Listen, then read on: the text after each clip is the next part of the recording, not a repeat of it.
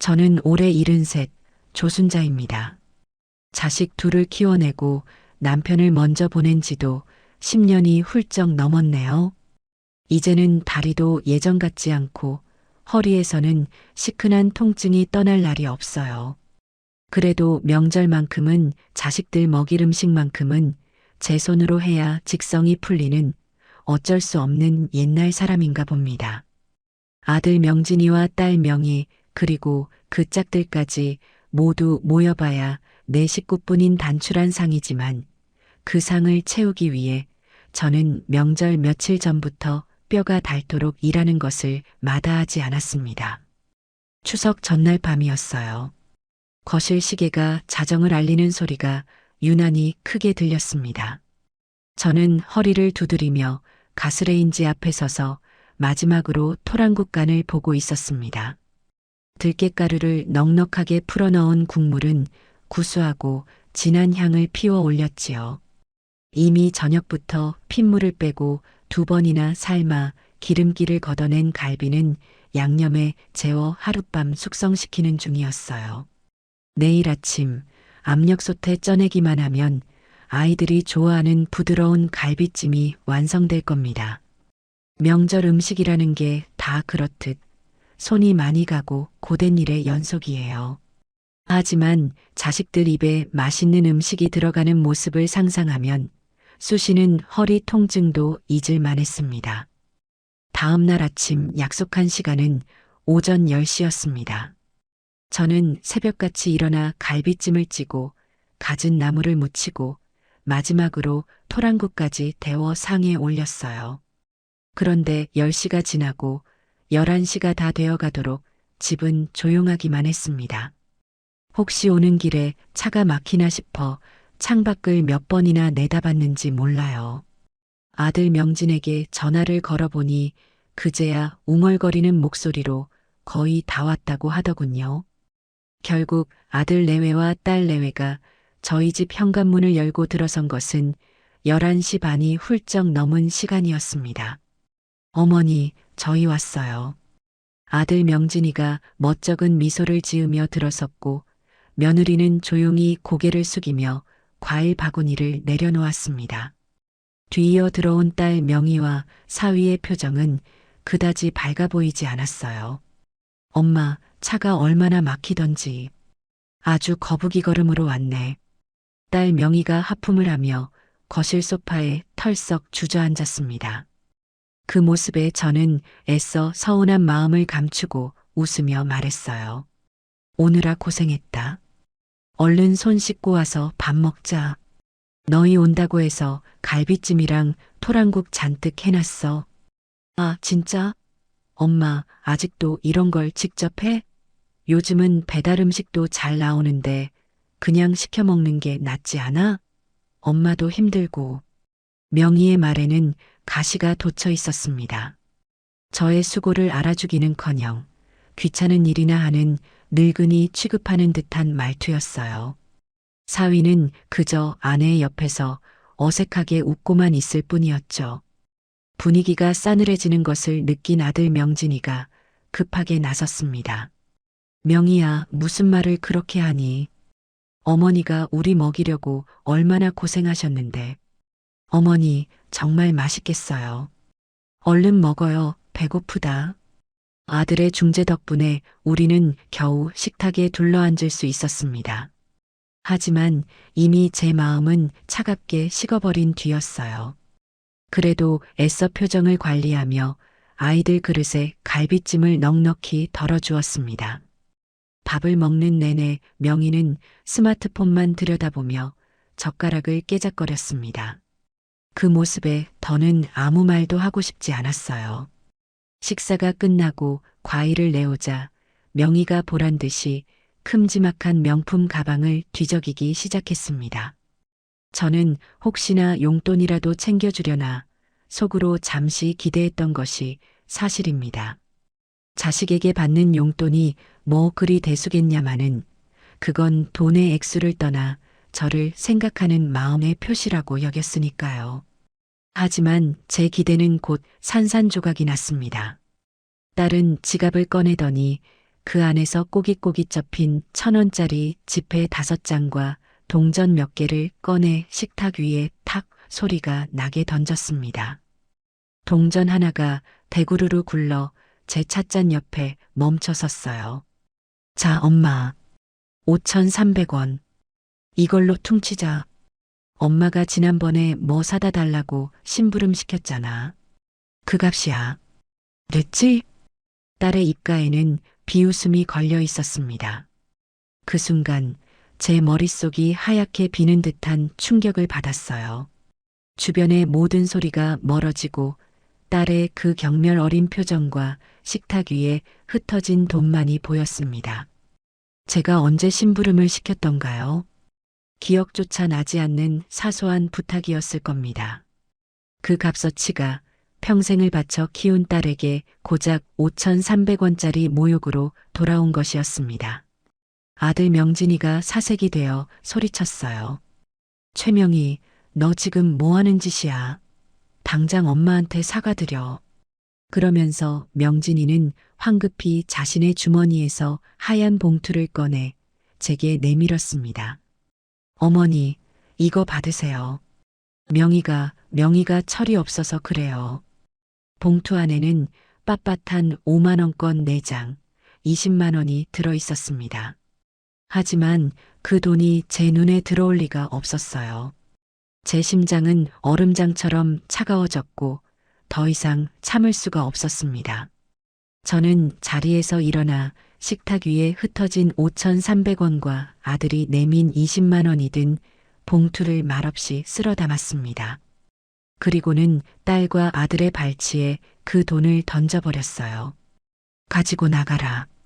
제 목소리는 놀랍도록 차분했습니다. 그 돈 들고 너희 둘 다 당장 이 집에서 나가요. 다시는 찾아오지 마. 저는 현관문을 활짝 열고 밖을 가리켰습니다. 명희는 얼굴이 새빨개져서 저를 쏘아보았고 아들은 어쩔 줄 몰라 하며 제 눈치만 살폈어요. 며느리와 사위는 이미 고개를 푹 숙인 채 얼어붙어 있었죠. 저는 같은 말을 반복하지 않았습니다. 그저 굳은 얼굴로 문 밖을 가리킬 뿐이었습니다. 결국 딸 내외가 먼저 도망치듯 집을 나섰고 아들 내외도 그 뒤를 따라 쫓기듯 사라졌습니다. 쾅 하고 현관문이 닫히자 집 안에는 무거운 정적만이 남았습니다. 저는 그 자리에 한참을 서서 텅 빈 거실과 김도 식어버린 음식으로 가득한 식탁을 바라보았습니다. 눈물은 나오지 않았습니다. 자식들을 내쫓고 난 뒤 저는 가장 먼저 식탁을 치우기 시작했습니다. 눈물 흘릴 새도 주저앉아 한탄할 시간도 없었어요. 분노와 슬픔을 사귀는 데에는 몸을 움직이는 것만큼 좋은 약이 없다는 것을 저는 오랜 세월을 통해 이미 알고 있었습니다. 갈비찜이 담겼던 커다란 접시, 토랑국이 담겼던 냄비, 그리고 수북하게 쌓인 그릇들을 묵묵히 개수대로 옮겼습니다. 자식들이 겨우 몇 숟갈 뜨고 만 음식들은 음식물 쓰레기통으로 쏟아부었어요. 밤새 잠도 설쳐가며 정성으로 만들었던 음식들이 역한 냄새를 풍기며 버려지는 순간 허탈함이 파도처럼 밀려왔지만 저는 이를 악물고 설거지를 계속했습니다. 그릇 부딪히는 소리만이 유일한 소음인 집안에서 저는 제 자신을 돌아보았습니다. 무엇이 잘못되었을까요? 자식들을 위해 제 모든 것을 바쳤던 것이 잘못이었을까요? 남편이 세상을 떠나고 그 빈자리를 채우기 위해 저는 더욱더 자식들에게 매달렸던 것 같아요. 행여나 아이들이 아비 없는 슬픔을 느낄까봐 다른 집보다 2배, 3배로 사랑을 쏟았다고 자부했습니다. 하지만 그 결과가 고작 5,300원짜리 경멸로 돌아온 것이라면 제 인생은 완전히 실패한 것이나 다름없었습니다. 설거지를 마치고 텅 빈 식탁을 마른 행주로 닦아내던 그때 거실 테이블 위에 놓인 스마트폰이 요란하게 울렸습니다. 딸 명희에게서 온 문자 메시지였어요. 엄마, 지금 뭐 하는 거야? 겨우 그 돈 가지고 사람을 그 지경으로 만들어? 내가 뭘 그렇게 잘못했는데? 나이 먹더니 돈만 밝히는 거야? 진짜 서운하고 어이없네. 노망 났어? 문자 메시지에 담긴 날카로운 단어들이 비수처럼 제 가슴에 박혔습니다. 저는 더 이상 답장할 기력조차 남아있지 않았어요. 그저 말없이 딸의 번호를 차단하고 메시지를 삭제했습니다. 더 이상은 상처받고 싶지 않았어요. 이 지긋지긋한 감정의 소모를 이제는 끝내야만 했습니다. 마음이 너무 복잡해서 저는 찬장 정리를 시작했습니다. 평소에는 힘들어서 미뤄두었던 일이었죠. 오래된 그릇들을 꺼내고 쓰지 않는 냄비들을 버리기 위해 찬장 깊숙한 곳까지 손을 뻗었습니다. 그때 손끝에 먼지가 뽀얗게 쌓인 낡은 나무 상자 하나가 걸렸어요. 그 상자는 남편이 살아생전에 아끼던 물건들을 넣어두던 상자였습니다. 남편이 떠난 뒤로는 한 번도 열어보지 않았던 상자였죠. 상자를 열자 쾌쾌한 묵은 냄새와 함께 남편의 흔적들이 모습을 드러냈습니다. 낡은 만년필, 빛바랜 사진 몇 장, 그리고 그 아래에 비닐 커버로 소중하게 쌓인 낡은 노트 한 권이 있었어요. 저는 조심스럽게 그 노트를 꺼내 들었습니다. 노트의 표지에는 남편의 익숙한 필체로 세상에서 가장 맛있는 순자의 밥상이라고 적혀 있었습니다. 한 장, 한 장 노트를 넘기자 제 눈에는 금세 눈물이 차올랐습니다. 그 노트는 남편이 저의 요리법을 꼼꼼하게 기록해둔 세상에 단 하나뿐인 레시피 북이었습니다. 제가 무심코 김치찌개를 끓일 때 넣던 재료의 순서부터 잡채에 들어가는 채소를 볶는 시간까지 남편은 제 어깨 너머로 본 모든 것을 세세하게 기록해 두었던 것입니다. 노트 곳곳에는 이날의 미역국은 아내가 아파서 끓여준 것. 세상에서 제일 맛있었다. 갈비찜 양념은 역시 우리 아내가 최고. 같은 남편의 사랑스러운 메모들도 가득했습니다. 노트의 마지막 장을 펼쳤을 때 저는 결국 소리내어 울고 말았습니다. 거기에는 남편이 병상에 누워 있을 때 입맛이 없다던 그를 위해 제가 밤새 연구해서 만들었던 약과 레시피가 적혀 있었습니다. 그리고 그 레시피 아래 힘없는 글씨로 남편의 마지막 말이 남겨져 있었어요. 여보, 당신 손은 보물이야. 이 보물 같은 손으로 당신은 뭐든지 할 수 있을 거요. 그러니 내가 없더라도 절대로 주저앉지 마시오. 당신 자신을 위해 살아가시오. 남편은 이미 알고 있었나 봅니다. 제가 자식들에게 모든 것을 내어주고 결국에는 상처받게 될 것이라는 사실을요. 그래서 제게 이 노트를, 이 마지막 말을 유산처럼 남겨준 것이었습니다. 저는 남편의 온기가 남아있는 듯한 그 노트를 가슴에 품고 한참을 울었습니다. 실컷 울고 나니 이상하게도 마음이 편안해졌어요. 슬픔과 분노로 가득했던 제 마음에 작은 불씨 하나가 피어나는 것 같았습니다. 그래요. 이제는 더 이상 자식들을 위해 밥상을 차리지 않을 겁니다. 남편이 보물이라고 말해주었던 이 두 손으로 이제부터는 온전히 저 자신을 위한 인생을 요리해 볼 참입니다. 저는 그 길로 일어나 먼지를 털어내고 거울 앞에 섰습니다. 거울 속에는 눈물로 엉망이 된 늙은 여인이 서 있었지만 그 눈빛만큼은 그 어느 때보다 단단하게 빛나고 있었습니다. 결심을 굳힌 저는 다음 날 아침 곧바로 집을 나섰습니다. 목적지는 동네 복지관이었어요. 평소에는 노래 교실이나 건강 체조를 하는 어르신들로 북적이는 곳이었지만 제 목표는 달랐습니다. 며칠 전 우연히 복지관 게시판에서 보았던 시니어 디지털 창업 교실 전단지가 머릿속을 떠나지 않았기 때문입니다. 스마트폰으로 나만의 가게를 열어보세요라는 문구가 그때는 그저 딴 세상 이야기처럼 들렸는데 이제는 제게 남은 유일한 동아줄처럼 느껴졌습니다. 수강 신청을 하러 간 상담실에는 저보다 훨씬 젊어 보이는 사람들이 대부분이었습니다. 처음에는 조금 주눅이 들기도 했어요. 스마트폰이라고는 겨우 전화나 받고 문자 메시지를 확인하는 용도로만 쓰던 제가 과연 잘 해낼 수 있을까 덜컥 겁이 나기도 했습니다. 하지만 남편의 노트를 생각하며 용기를 냈습니다. 어르신, 요즘은 인터넷으로 물건 파는 게 예전처럼 어렵지 않아요. 제가 차근차근 알려드릴게요. 무엇을 팔고 싶으신데요? 20살 남짓되어 보이는 젊은 남자 강사가 친절하게 물었습니다. 저는 망설임 없이 대답했어요. 약과랑 식혜요. 우리 영감이 세상에서 제일 맛있다고 했던 겁니다. 그렇게 저의 새로운 도전이 시작되었습니다. 첫 수업부터 난관의 연속이었어요. 회원가입을 하는 데만 1시간이 꼬박 걸렸고 사진을 찍어 올리는 법을 배우는 데에는 반나절이 걸렸습니다. 젊은 사람들은 손가락으로 쓱쓱 몇 번 만지면 뚝딱 해내는 일들이 제게는 마치 높은 산처럼 느껴졌어요. 하지만 저는 포기하지 않았습니다.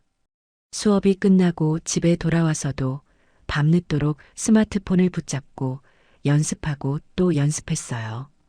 돋보기를 코끝에 걸치고 작은 글씨와 씨름하다 보면 어느새 동이 트기도 했습니다. 며칠간의 고군분투 끝에 저는 드디어 남편이 사랑한 순잔의 밥상이라는 이름으로 저만의 온라인 스토어를 열 수 있었습니다.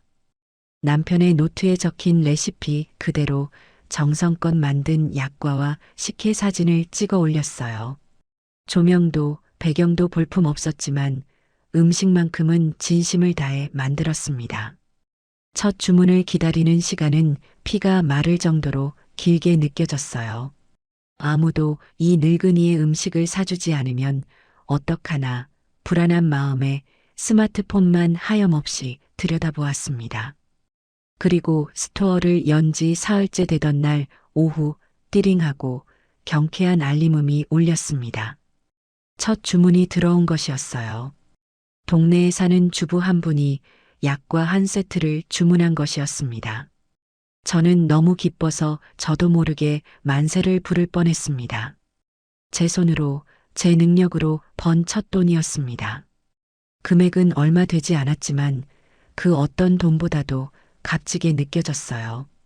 저는 서툰 솜씨로 감사 인사가 담긴 쪽지를 쓰고 약과가 부서지지 않도록 꼼꼼하게 포장했습니다. 첫 주문을 시작으로 하루에 한두 건씩 주문이 들어오기 시작했습니다. 동네 이웃들이나 복지관 친구들이 팔아준 것이 대부분이었지만 저는 개의치 않았어요. 주문이 들어올 때마다 신이 나서 주방에서 콧노래를 부르며 음식을 만들었습니다. 그렇게 하루하루가 활기로 채워져 가던 어느 날 불청객이 찾아왔습니다. 딸 명희였어요. 엄마, 지금 이게 다 뭐야? 명희는 집안에 가득 쌓인 포장 상자들과 약과 반죽을 보며 기가 막힌다는 듯 소리쳤습니다. 저는 아무렇지 않은 척 대답했어요. 보는 그대로다. 장사하는 중이야. 장사? 엄마, 지금 망신스럽게 뭐 하는 거야? 이 나이에 무슨 장사야? 당장 그만둬. 동네 사람들이 엄마 욕하는 거 안 들려? 딸은 길길이 날뛰며 제게 삿대질을 했습니다. 그 모습이 참 우습게 보였어요. 자신의 엄마가 동네 사람들에게 손가락질 당하는 것이 창피했을까요? 아니면 이 늙은 엄마가 자신의 힘으로 돈을 버는 것이 못마땅했을까요? 저는 차분하게 명희를 바라보며 말했습니다. 네가 던진 5,300원보다는 훨씬 값진 일을 하는 중이다. 그리고 동네 사람들, 나 욕 안 해. 오히려 대단하다고 응원해 주신다. 그러니 너는 네 걱정이나 하고 살아요. 여긴 이제 네가 신경 쓸 곳이 아니니까.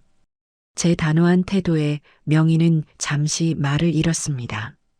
그리고는 분이 풀리지 않는다는 듯 두고 봐, 엄마. 후회하게 될 거야. 라는 말을 남기고 집을 뛰쳐나갔습니다. 저는 딸이 떠난 자리를 잠시 바라보다가 다시 하던 반죽에 집중했습니다. 이제는 더 이상 딸의 협박이나 분노에 흔들리지 않았어요. 제게는 이제 저를 응원해주는 사람들과 제 힘으로 지켜나가야 할 소중한 가게가 생겼으니까요. 딸 명희가 다녀간 뒤로 며칠간은 별다른 일 없이 평온했습니다. 주문은 꾸준히 늘었고 이제는 동네뿐만 아니라 다른 지역에서도 주문이 들어오기 시작했어요. 할머니의 정성이 느껴지는 맛, 어릴 적 먹던 바로 그 맛이라는 좋은 후기들이 차곡차곡 쌓여가는 것을 보는 것이 제게는 가장 큰 기쁨이었습니다. 제 인생에도 드디어 볕이 드는구나. 그런 생각을 하던 참이었어요. 하지만 그 평화는 오래가지 않았습니다. 어느 날 저녁부터 제 온라인 스토어에 이상한 후기들이 달리기 시작했습니다. 여기 위생 상태가 엉망인 것 같아요. 머리카락이 나왔어요. 맛이 예전 같지 않네요. 재료를 아끼는 건가요? 너무 달기만 하고 깊은 맛이 없어요. 돈 아깝네요. 등 온통 비난으로 가득한 글들이었습니다. 하루 이틀 사이에 그런 악성 후기가 10개 이상 달렸어요. 저는 한 번도 음식에 머리카락을 넣은 적이 없었고 남편의 레시피를 어긴 적도 없었습니다. 명백한 거짓말이었어요. 그 후기들이 달리기 시작하자마자 신기하게도 주문이 뚝 끊겼습니다. 하루에 10건이 넘게 들어오던 주문이 단 한 건도 들어오지 않는 날이 이어졌어요. 저는 망연자실했습니다. 애써 쌓아 올린 작은 성이 한순간에 무너져 내리는 기분이었죠. 밤에 잠도 오지 않았고 입맛도 잃었습니다. 누가 도대체 왜 이런 짓을 하는 걸까요? 머릿속에 딸 명희의 얼굴이 떠올랐지만 애써 그 생각을 지우려 했습니다. 아무리 미워도 제 자식이 이런 비열한 짓까지 했을 리는 없다고 믿고 싶었어요. 제가 절망에 빠져 허우적거리고 있을 때 저를 도와준 것은 뜻밖의 사람들이었습니다. 복지관에서 창업 수업을 가르쳐 주었던 젊은 강사와 그동안 제 음식을 꾸준히 주문해 주었던 단골 손님들이었어요. 어르신, 이거 아무래도 좀 이상해요. 후기들이 다 비슷한 시기에 비슷한 내용으로 올라왔어요. 제가 한번 알아볼게요. 강사는 마치 자신의 일처럼 발벗고 나섰습니다. 그는 악성 후기를 남긴 사람들의 인터넷 활동 기록을 추적하기 시작했어요. 그리고 며칠 뒤 충격적인 사실을 알아냈습니다. 악플을 단 아이디 대부분이 최근에 급하게 만들어진 유령 계정이었고 그중 하나의 계정은 평소 명희가 자주 가는 인터넷 카페에서 활동한 흔적이 있다는 것이었습니다. 결정적인 증거는 없었지만 모든 정황이 제 딸을 가리키고 있었습니다. 같은 시각 저의 단골 손님들은 악성 후기에 맞서 싸워주기 시작했습니다. 저는 여기서 몇 번이나 시켜 먹었는데 한 번도 문제된 적 없어요. 사장님 음식은 정말 깨끗하고 맛있습니다. 이런 거짓 후기로 정직하게 장사하시는 분 괴롭히지 마세요. 이거 허위사실 유포로 신고해야 하는 거 아닌가요? 등 저를 옹호하는 댓글들이 악성 후기 아래에 줄줄이 달렸습니다. 저는 그 글들을 읽으며 뜨거운 눈물을 흘렸습니다. 피를 나눈 자식에게는 버림받았지만 얼굴도 모르는 사람들이 제 편이 되어주고 있었습니다. 세상은 아직 살아볼 만한 곳이라는 생각이 들었어요. 그리고 바로 그때 기적 같은 일이 일어났습니다. 구독자가 수십만 명에 달하는 유명 음식 유튜버가 제 가게에 대한 영상을 올린 것이었습니다. 그는 논란이 되고 있는 제 가게의 음식을 직접 주문해서 먹어보는 내용의 콘텐츠를 제작했어요. 자, 여러분. 요즘 이 할머님 가게가 악성 댓글 때문에 시끄럽다고 하는데요. 제가 직접 먹어보겠습니다. 유튜버는 제 약과를 한 입 베어 물고는 눈을 동그랗게 떴습니다. 와, 이건 진짜네요. 여러분, 이건 흉내만 낸 맛이 아니에요. 정말 오랜 시간 동안 쌓아온 깊은 내공이 느껴지는 맛입니다. 식혜도 인공적인 단맛이 아니라 엿기름으로 정성껏 삭힌 진짜 식혜 맛이에요. 논란이 왜 생겼는지 모르겠네요. 저는 제 이름을 걸고 말씀드릴 수 있습니다. 여기는 진짜 맛집입니다. 그 영상이 올라간 뒤 상황은 순식간에 역전되었습니다. 영상은 하루 만에 조회수 100만 회를 넘어섰고 제 가게는 악플 테러를 이겨낸 숨겨진 장인의 가게로 순식간에 유명해졌습니다. 주문 알림은 쉴 새 없이 울렸고 하루 만에 준비한 재료가 모두 동이 날 정도였어요. 딸 명희의 비열한 공격은 오히려 제 사업에 날개를 달아준 셈이 된 것입니다. 저는 쏟아지는 주문서를 보며 남편의 노트를 다시 한번 펼쳐보았습니다. 당신 손은 보물이야. 남편의 말이 그 어느 때보다 더 큰 울림으로 제 가슴에 와닿았습니다. 저는 더 이상 외롭지 않았습니다. 유튜버의 영상이 불러온 파장은 실로 대단했습니다. 제 작은 가게는 하루아침에 전국의 주목을 받는 명소가 되었어요. 주문 전화는 쉴 새 없이 울렸고 인터넷 주문창은 열리자마자 마감되기 일쑤였습니다. 저는 더 이상 혼자서 모든 일을 감당할 수가 없게 되었어요. 결국 복지관 강사의 도움을 받아 동네 어르신 2분을 직원으로 고용하고 기존의 작은 주방으로는 어림도 없어 상가 건물 한쪽에 번듯한 작업실까지 얻게 되었습니다. 남편이 남겨준 낡은 노트 한 권으로 시작한 일이 이제는 저 혼자만의 것이 아닌 어엿한 사업체가 된 것입니다.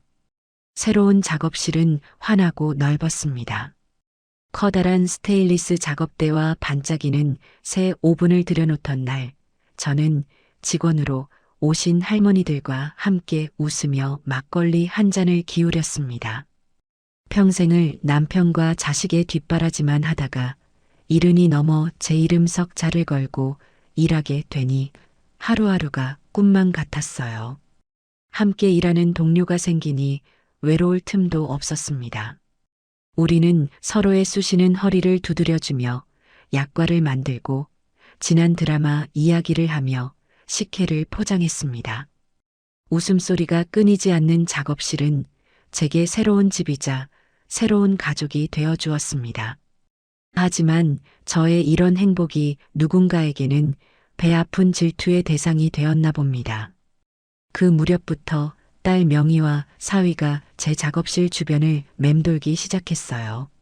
처음에는 그저 멀리서 기웃거리는 정도이더니 나중에는 대놓고 작업실 앞을 찾아와 저를 기다렸습니다. 엄마, 이야기 좀 해. 어느 날 퇴근길에 명희가 사위와 함께 제 앞을 막아섰습니다. 저는 굳이 피하지 않고 담담하게 물었어요. 무슨 할 말이 남았다고 찾아왔니? 엄마 사업이 그렇게 잘 된다며? 돈도 많이 벌었다면서. 그런데 엄마 혼자만 그렇게 잘 살면 되는 거야? 자식들 생각은 안 해? 명희의 목소리에는 노골적인 시기심과 원망이 가득했습니다. 저는 기가 막혀서 헛웃음이 나왔어요. 내가 니들 생각까지 해야 할 이유가 있나? 나를 5,300원짜리로 취급하고 내 가게에 망하라고 저주를 퍼부은 게 바로 너희들이잖니? 그건 그때 일이고 엄마가 먼저 우릴 내쫓았잖아. 그리고 엄마 돈이 결국 우리 돈이지. 누구 돈이야? 어차피 나중에 다 우리한테 물려줄 거면서 뭘 그렇게 빡빡하게 굴어. 옆에 있던 사위도 거들었습니다. 장모님, 저희가 잘못했습니다. 하지만 저희도 좀 삽시다. 명희 엄마가 저렇게 성공하셨는데 저희가 이렇게 힘들게 사는 건 도리가 아니잖아요. 좀 도와주십시오. 그들의 뻔뻔함에 저는 더 이상 말을 섞고 싶지 않았습니다. 저는 차갑게 돌아섰어요. 꿈 깨거라. 너희에게 물려줄 재산은 단 1원도 없다. 그러니 앞으로는 너희 힘으로 벌어서들 살아. 다시는 찾아오지 마라. 제 단호한 거절에 딸 내외의 얼굴이 흉측하게 일그러졌습니다. 그들은 제 등 뒤에 대고 악에 바친 소리를 질렀지만 저는 한 번도 뒤돌아보지 않고 집으로 향했습니다. 그들의 탐욕이 여기서 끝이 아닐 것이라는 불길한 예감이 들었지만 저는 두렵지 않았습니다. 이제 제 곁에는 저를 지켜주는 좋은 사람들이 있었으니까요. 역시나 제 예감은 틀리지 않았습니다. 며칠 뒤 제 집으로 법원에서 보낸 등기후 편물이 하나 도착했습니다. 봉투를 뜯어본 저는 제 눈을 의심했어요. 그 안에는 성년후견 개시 심판 청구서라는 것이 들어 있었습니다. 청구인은 딸 최명희와 사위 박서준, 사건 본인, 즉 후견을 받아야 할 사람의 이름에는 제 이름 조순자가 적혀 있었습니다.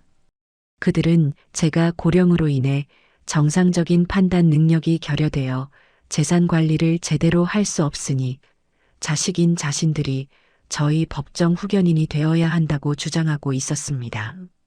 제 모든 재산을 법적으로 빼앗아 가려는 그들의 마지막 발악이 시작된 것이었습니다. 청구서에는 제가 최근 갑자기 사업을 시작한 것이나 주변 사람들에게 돈을 헤프게 쓰는 것, 그리고 자식들을 이유 없이 내쫓은 것 등이 모두 판단 능력이 흐려진 증거라고 적혀 있었습니다. 어이가 없어서 웃음이 터져 나왔어요. 동시에 피가 거꾸로 솟는 듯한 분노가 치밀어 올랐습니다. 자식이라는 이름으로 어떻게 이런 짓까지 할 수 있을까요? 저는 곧바로 복지관의 젊은 강사에게 연락했습니다. 그는 서류를 보더니 이미 예상했다는 듯 침착하게 말했습니다. 어르신, 너무 걱정 마세요. 이건 상대방의 일방적인 주장일 뿐이에요. 어르신이 정상적인 판단 능력을 가지고 계시다는 것만 증명하면 아무 문제 없습니다. 제가 아는 변호사님께 바로 연락해서 도와달라고 할게요. 그의 셔츠를 입은 든든한 모습에 저는 불안했던 마음을 가라앉힐 수 있었습니다. 그래요. 이제는 더 이상 예전처럼 속수무책으로 당하기만 하던 조순자가 아니었습니다. 저는 제 인생을, 제 재산을 지키기 위해 싸울 준비가 되어 있었습니다. 그날 밤 저는 남편의 레시피 노트를 펼쳐놓고 뜬 눈으로 밤을 새웠습니다. 남편의 글씨를 보고 있자니 두려움 대신 싸워야 할 이유와 용기가 샘솟는 듯 했습니다. 며칠 뒤 저는 강사가 소개해준 변호사와 함께 법원으로 향했습니다. 가정법원에서 열리는 첫 심리기일이었어요. 복도에서 마주친 딸 명희와 사위는 마치 승리자라도 된 것처럼 의기양양한 표정으로 저를 쳐다보았습니다. 그들의 눈에는 늙고 힘없는 어머니를 상대로 손쉬운 승리를 예상하는 오만함이 가득했어요. 저는 아무런 표정 없이 그들을 지나쳐 조정실로 들어갔습니다.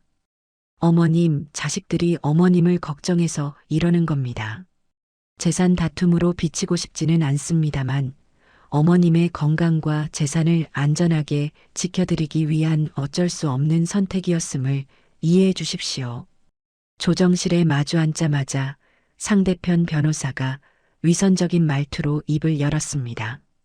딸 명희는 그 옆에서 고개를 끄덕이며 금방이라도 눈물을 흘릴 것처럼 슬픈 표정을 지어 보였어요. 맞아요, 판사님. 저희 엄마가 요즘 이상하세요.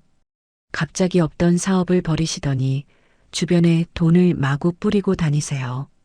저희가 걱정돼서 말리면 화만 내시고 이제는 저희를 알아보지도 못하고 내쫓기까지 하셨어요. 딸의 입에서 나오는 거짓말들을 들으며 저는 조용히 눈을 감았습니다. 저 아이를 제가 어떻게 키웠던가요?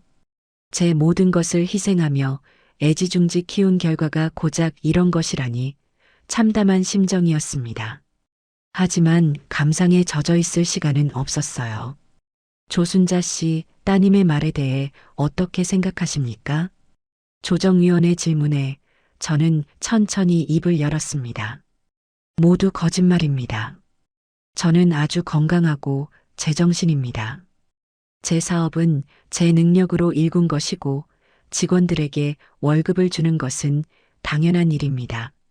그리고 자식들을 내쫓은 것은 저를 더 이상 부모로 존중하지 않았기 때문입니다. 제 차분한 대답에 상대편 변호사와 딸의 얼굴에 잠시 당황한 기색이 스쳤습니다. 그들은 제가 법이라는 말 앞에서 겁을 먹고 모든 것을 포기할 것이라 생각했던 모양이에요. 제 옆에 앉은 젊은 변호사가 준비해 온 서류 뭉치를 조정위원 앞에 내밀며 말했습니다. 지금부터 사건 본인 조순자 어르신께서 정상적인 판단 능력을 가지고 사업체를 운영하고 계시다는 증거 자료를 제출하겠습니다.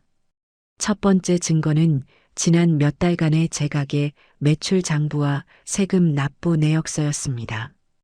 꼼꼼하게 정리된 장부에는 매일의 수입과 지출이 정확하게 기록되어 있었고 세금 역시 한 푼도 밀리지 않고 성실하게 납부한 사실이 명시되어 있었어요. 어리숙한 노인네의 치기 어린 장사가 아니라 투명하고 체계적으로 운영되는 사업체임을 증명하는 자료였습니다. 이것은 어르신의 주거래 은행에서 발급받은 금융거래 내역입니다. 보시다시피 따님의 주장처럼 돈을 헤프게 쓴 내역은 어디에도 없습니다.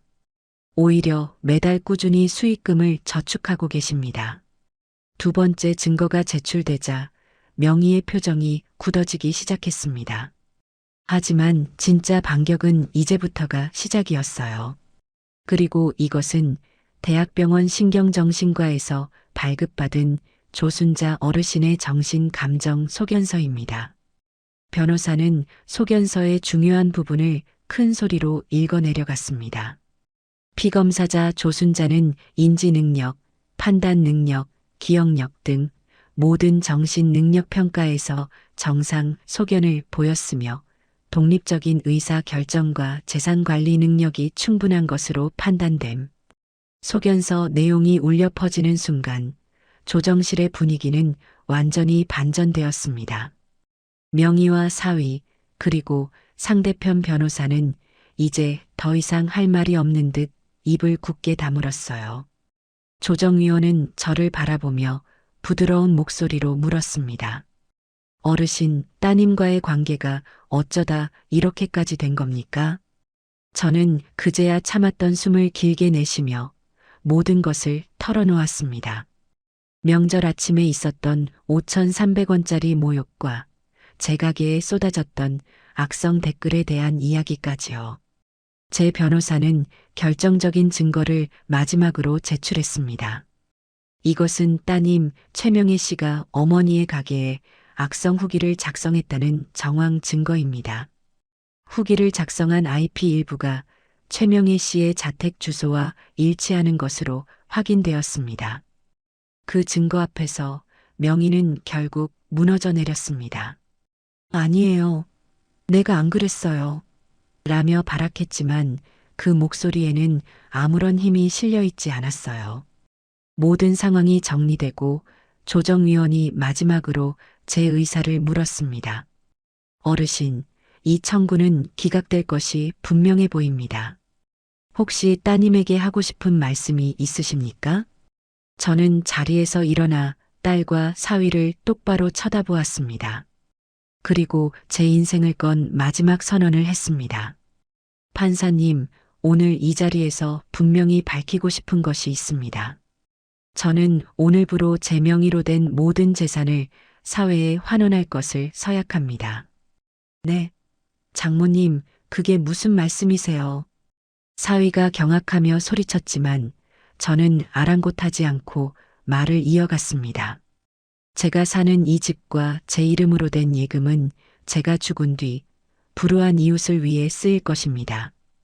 그리고 제가 운영하는 가게, 남편이 사랑한 순잔의 밥상은 저와 같은 노인들의 일자리를 창출하는 사회적 기업으로 전환할 생각입니다.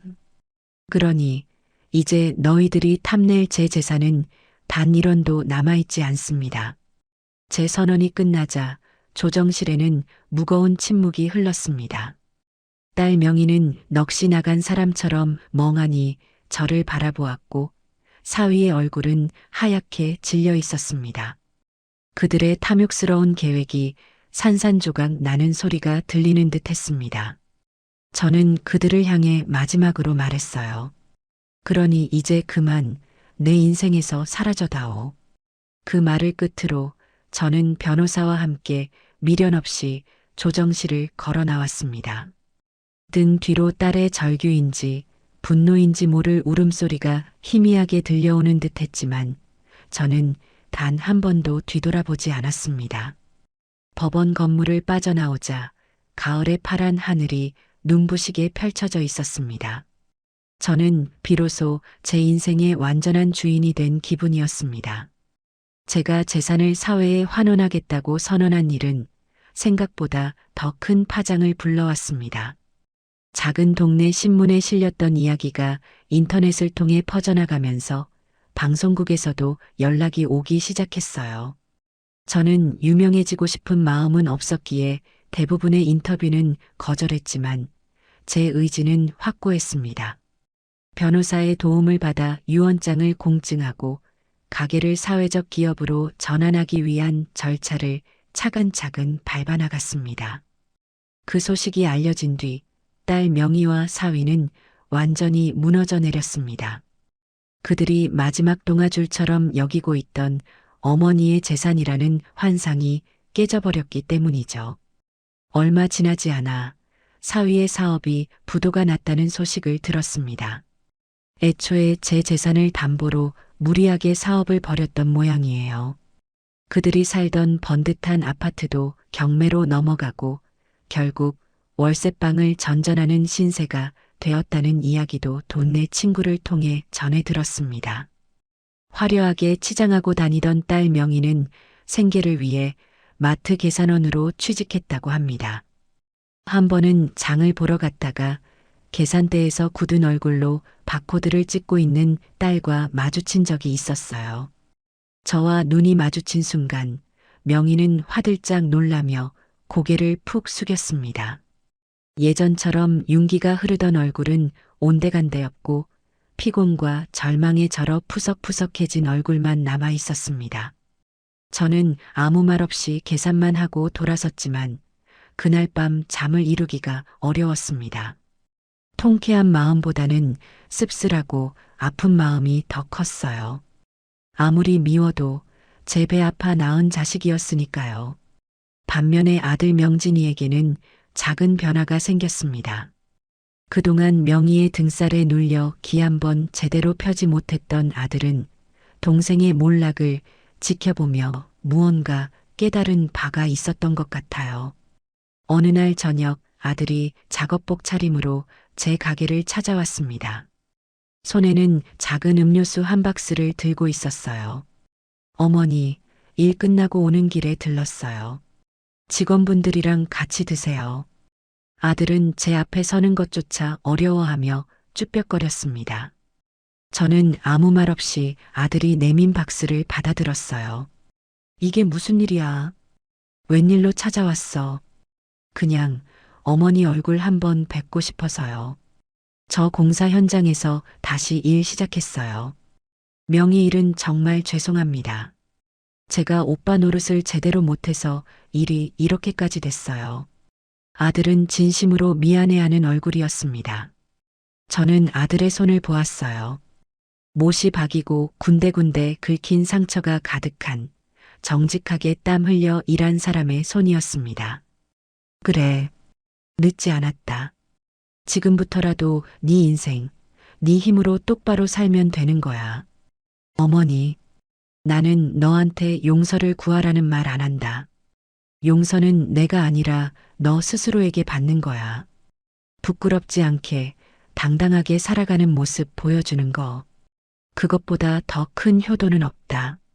제 말에 아들은 고개를 숙인 채 조용히 눈물만 흘렸습니다.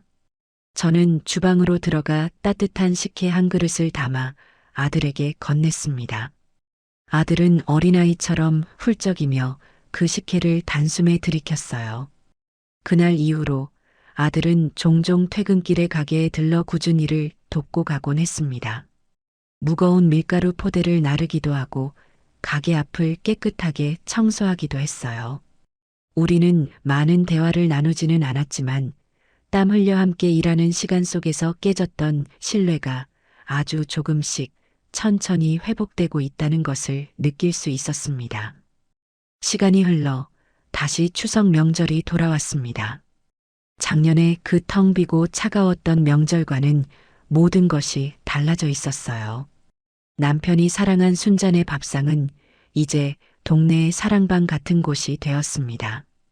저는 명절을 앞두고 가게를 찾는 손님들에게 나누어 줄 송편을 빚기 위해 이른 아침부터 분주하게 움직였습니다. 저와 함께 일하는 직원 할머니 두 분과 저녁마다 가게 일을 돕는 아들 명진이까지 네 사람이 모여 앉아 도란도란 이야기를 나누며 송편을 빚으니 금세 커다란 소쿠리 하나가 가득 찼습니다. 어머니, 송편 정말 예쁘게 빚으시네요. 그럼 내가 왕년에는 동네에서 송편 제일 잘 빚는다고 소문이 자자했지. 웃음꽃을 피우며 일을 하고 있는데 가게 유리문 밖으로 익숙한 인형 하나가 서성이는 것이 보였습니다. 한눈에 봐도 제 딸 명이었어요. 허름한 옷차림에 잔뜩 야윈 얼굴. 명희는 가게 안으로 들어오지도 못하고 그저 하염없이 안을 들여다보고만 있었습니다. 한참을 그렇게 서성이던 명희는 저와 눈이 마주치자 화들짝 놀라며 돌아서 가버렸습니다. 저는 아무렇지 않은 척 일을 계속했지만 마음 한구석이 계속 아려왔습니다. 명절 당일 가게는 그 어느 때보다 북적였습니다. 명절에 갈 곳 없는 독거노인들을 위해 무료로 떡국을 대접하는 행사를 열었기 때문이에요. 저와 직원들은 쉴 새 없이 떡국을 나르고 설거지를 하며 눈코 뜰 새 없이 바쁜 시간을 보냈습니다. 한창 바쁜 점심시간이 거의 끝나갈 무렵 가게 문이 조심스럽게 열리더니 명희가 들어왔습니다. 모두의 시선이 명희에게로 쏠렸지만 딸은 아무 말도 하지 않았습니다. 그저 주방 구석으로 걸어가더니 벽에 걸려있던 낡은 앞치마를 찾아 허리에 둘렀어요.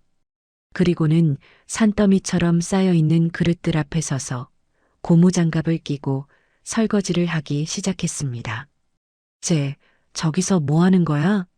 직원 할머니 한 분이 제게 속삭였지만 저는 아무 말 없이 딸의 뒷모습을 바라보기만 했습니다. 명희는 정말 단 한마디도 없이 마치 속죄라도 하는 사람처럼 묵묵히 그릇만 닦았습니다. 뜨거운 물에 손이 불어 쭈글쭈글해지고 이마에는 땀이 송골송골 맺혔지만 딸은 멈추지 않았어요. 모든 손님이 돌아가고 가게 정리를 마칠 때까지 명희는 주방을 떠나지 않았습니다. 마지막 그릇까지 깨끗하게 닦아 그릇장에 정리한 뒤에야 딸은 젖은 앞치마를 벗어 제자리에 걸었습니다. 그리고는 제 앞에 와서 고개를 푹 숙였습니다. 여전히 아무 말이 없었어요. 사과도 변명도 없었습니다. 그저 깊이 숙인 고개와 가늘게 떨리는 어깨가 딸의 모든 말을 대신하고 있었습니다. 저는 조용히 주방으로 들어가 아침에 끓여두었던 토랑국을 작은 뚝배기에 담아 뜨겁게 데웠습니다. 그리고 갓 지은 쌀밥 한 공기와 잘 익은 김장김치를 쟁반에 받쳐 명희 앞에 작은 상에 내려놓았어요. 명희가 그토록 비웃었던 바로 그 토랑국이었습니다. 딸은 뚝배기에서 피어오르는 김을 한참 동안 멍하니 바라보더니 이내 숟가락을 들었습니다. 그리고는 국물 한 숟갈을 떠서 입으로 가져갔어요. 뜨거운 국물이 목구멍을 넘어가자마자 딸의 눈에서 참았던 눈물이 복물처럼 터져 나왔습니다. 명희는 소리도 내지 못하고 밥알보다 더 많은 눈물을 뚝뚝 흘리며 밥을 먹기 시작했습니다. 저는 딸의 어깨를 가만히 두드려주며 아주 오랜만에 다정한 목소리로 말했습니다. 울지 마라. 손님들 다 보겠다. 얼른 먹고 힘내서 일해야지. 제 말에 명희는 더 크게 어깨를 들썩이며 울었습니다. 용서한다는 말은 하지 않았습니다. 사랑한다는 말도 하지 않았어요. 하지만 우리는 알고 있었습니다. 뜨거운 토랑국 한 그릇에 그 모든 말이 담겨 있다는 것을요. 길고 길었던 우리의 갈등은 그렇게 소박하지만 따뜻한 밥상 앞에서 비로소 끝이 나고 있었습니다. 그것은 완벽한 해피엔딩은 아닐지 몰라도 상처투성이 가족이 서로를 보듬으며 새로운 첫걸음을 내딛는 진정한 시작이었습니다. 안녕하세요. 제 이름은 하영순, 나이는 73입니다. 요즘 세상에 저 같은 할머니가 또 있을까 싶어요. 남들은 명절만 되면 자식들 손주들 올 생각에 마음이 설렌다는데 저는요, 이상하게 명절이 다가올수록 가슴이 답답하고 숨이 턱턱 막혀왔거든요. 특히 사위 녀석의 얼굴을 볼 생각을 하면 벌써부터 머리가 지끈거리고 뒷목이 뻐근해졌어요. 그래서 제가 몇 년 전부터 아주 특별한 결심을 했습니다. 명절 때만 되면 딸이고 사위고 다 내팽개치고 조용히 집을 나서는 거죠. 저만의 해방구요? 바로 안동입니다. 왜 하필 안동이냐고요? 그곳엔 제 인생의 가장 아름다운 시절과 세상에서 가장 사랑했던 한 남자의 흔적이 고스란히 남아있기 때문이에요. 오늘 제가 왜 그 지긋지긋한 사위를 피해 매년 안동으로 도망칠 수밖에 없었는지, 그리고 그 비밀스러운 여행 끝에 어떤 기막힌 반전이 저를 기다리고 있었는지 그 속 시원한 이야기를 한번 풀어놓아 볼까 합니다. 추석을 딱 일주일 앞둔 어느 화요일 오후였어요. 거실 소파에 앉아 꾸벅꾸벅 졸고 있는데 요란한 벨소리가 제 단잠을 깨웠습니다. 화면에 뜬 우리 딸 지수라는 이름을 보는 순간 제 마음속에서는 올 것이 왔구나 하는 작은 한숨이 터져 나왔죠. 아니나 다를까 전화를 받자마자 수화기 너머로 딸 지수의 명랑하고도 살가운 목소리가 들려왔습니다. 엄마, 잘 지내셨어? 우리 엄마 목소리 듣고 싶어서 전화했지. 저는 애써 반가운 척 목소리를 가다듬으며 대답했어요. 오냐, 우리 딸. 엄마야 잘 지내지. 너야말로 밥은 잘 챙겨 먹고 다니는 거냐? 그렇게 형식적인 안부가 몇 마디 오가고 지수는 곧바로 본론을 꺼냈습니다. 엄마, 다름이 아니라 이번 추석 말이야. 우리 언제쯤 내려가면 좋을까? 현우 씨는 연휴 시작하자마자 가서 장모님이랑 같이 맛있는 것도 해먹고 으쌰으쌰 힘도 좀 써드리고 싶다는데 엄마 생각은 어때? 딸의 목소리만 들렸다면 얼마나 좋았을까요?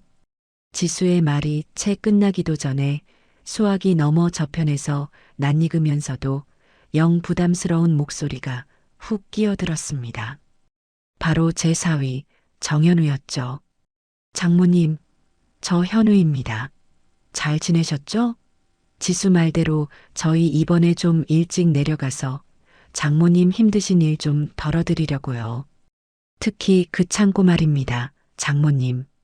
거기 쌓인 먼지가 몇 년치는 될 텐데 이번 기회에 저랑 같이 싹 한번 정리하시죠. 제가 또 정리 전문가 아니겠습니까? 능글맞고 넉살 좋은 사위의 목소리에 제 속은 벌써부터 기름을 부은 듯 느글거리기 시작했습니다. 창고 정리. 저 녀석의 입에서 저 말이 나올 줄 제가 이미 알고 있었어요.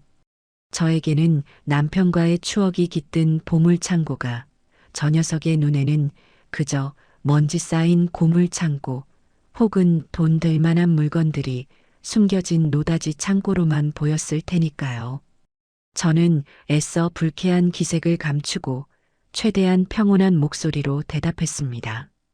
아이고, 정서방. 마음만도 고맙네. 하지만 창고는 무슨. 너희들 오면 내가 맛있는 거나 실컷 해줘야지. 올 때 힘들 테니 명절 전날 저녁에나 맞춰서 천천히 오려무나. 전화를 끊고 저는 한동안 소파에 멍하니 앉아 있었습니다. 사위 녀석의 창고 정리하시죠. 라는 말이 귓가에 맴돌며 제 평화로운 일상을 뒤흔들고 있었죠. 저는 조용히 자리에서 일어나 제 방으로 들어갔습니다.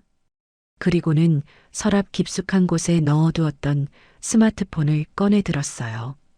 잠시의 망설임도 없이 저는 곧장 KTX 예매 어플을 열었습니다. 출발지는 서울, 도착지는 안동. 날짜는 명절 이틀 전 새벽. 제 손가락은 마치 오랫동안 연습이라도 한 듯 익숙하고 능숙하게 예매 버튼을 눌렀습니다. 예매가 완료되었습니다. 라는 문구를 확인하는 순간 꽉 막혔던 제 숨통이 비로소 시원하게 트이는 기분이었습니다. 그래, 올해도 떠나는 거다. 지긋지긋한 명절과 속물 같은 사위를 피해서 나만의 해방구, 나만의 안식처인 안동으로 말이에요. 이것이 바로 지난 몇 년간 명절마다 반복되어 온 저만의 비밀스럽고도 유쾌한 탈출 계획이었습니다. 다음 날부터 저는 비밀 작전을 수행하듯 여행 준비를 시작했습니다. 딸 내외의 눈을 피해야 했기에 모든 것은 은밀하고 조용하게 이루어졌죠. 저는 옷장 깊숙한 곳에 숨겨두었던 낡은 여행 가방을 꺼냈습니다. 그리고 그 안에 옷가지 대신 제게는 세상 그 무엇과도 바꿀 수 없는 소중한 보물들을 하나씩 채워 넣기 시작했어요. 가장 먼저 챙긴 것은 세상을 먼저 떠난 제 남편의 손때가 묻은 낡은 조각칼 세트였습니다.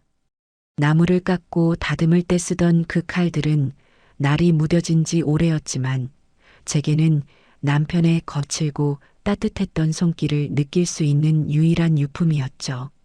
그리고 남편이 생전에 마지막으로 만들었던 주먹만 한 크기의 작은 목각 인형 하나를 부드러운 천에 감싸 가방에 넣었습니다. 웃고 있는 아이의 모습을 띤 그 인형은 남편이 그토록 보고 싶어 했던 첫 손주의 모습을 상상하며 만든 것이었어요. 마지막으로 빛바랜 흑백 사진 몇 장을 챙겼습니다. 풋풋한 20살의 저와 남편이 안동 월영교 위에서 수줍게 손을 잡고 찍은 사진, 그리고 남편이 자신의 작은 공방에서 작품에 열중하고 있는 모습을 제가 몰래 찍은 사진이었죠. 이 모든 것이 제가 안동으로 떠나는 진짜 이유이자 제 여행의 가장 중요한 목적이었습니다. 저는 단순히 사위를 피해 도망치는 것이 아니었어요. 저는 제 인생의 가장 찬란했던 순간과 제 남편의 영혼을 만나러 가는 길이었습니다. 제 사위 정현우를 처음 만났을 때 저는 정말 복도 많다고 생각했어요. 훤칠한 키에 서글서글한 눈매, 그리고 어른을 공경할 줄 아는 깍듯한 태도까지 무엇 하나 흠잡을 데 없는 완벽한 사위감이었죠. 골동품과 민속품을 감정하고 거래하는 사업을 한다는 그의 직업도 왠지 모르게 멋있고 고상하게 느껴졌습니다. 남편을 일찍 여의고 홀로 외동딸 지수를 키워온 제게 듬직한 아들 하나가 생긴 것 같아 얼마나 든든하고 기뻤는지 몰라요. 지수는 그런 현우 옆에서 세상 가장 행복한 여자의 얼굴을 하고 있었고 저는 두 아이의 미래를 축복하며 기쁜 마음으로 결혼을 허락했습니다. 엄마, 현우 씨 정말 괜찮은 사람이지? 나한테도 잘하고 엄마한테도 싹싹하게 잘하잖아. 딸의 말처럼 현우는 결혼 후에도 변함없이 다정한 남편이자 살가운 사위였습니다. 주말이면 꼬박꼬박 저를 찾아와 말벗이 되어 주었고 제 낡은 집 구석구석을 살피며 장모님, 여기는 위험하니 제가 고쳐드리겠습니다. 라며 굳은 일도 마다하지 않았어요. 하지만 그 완벽해 보였던 사위의 가면이 벗겨지기 시작한 것은 정말 한순간의 일이었습니다. 그날은 현우가 저희 집에 온 지 서너 번째 되던 주말이었어요. 집안의 낡은 전등을 갈아주던 현우가 제게 무심코 물었습니다. 장모님, 저기 마당 끝에 있는 낡은 창고는 뭐 하는 곳이에요? 문이 굳게 잠겨 있네요. 저는 아무 생각 없이 대답했죠. 아, 저기. 우리 애 아빠가 쓰던 공방일세. 살아생전에 나무 만지는 걸 좋아해서 저기서 살다시피 했지.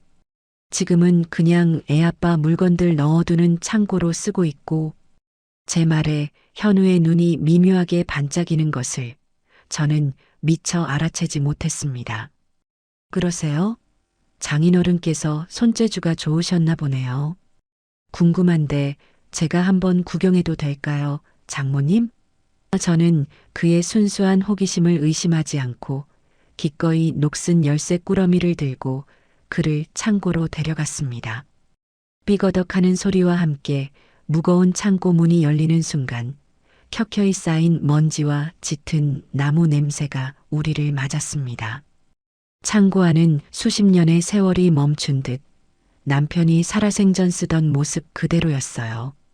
벽에는 온갖 종류의 연장들이 가지런히 걸려 있었고 한쪽 구석에는 미처 완성되지 못한 나무 조각들과 남편이 직접 깎아 만든 수십 개의 크고 작은 목각 인형들이 먼지를 뒤집어 쓴 채 놓여 있었습니다.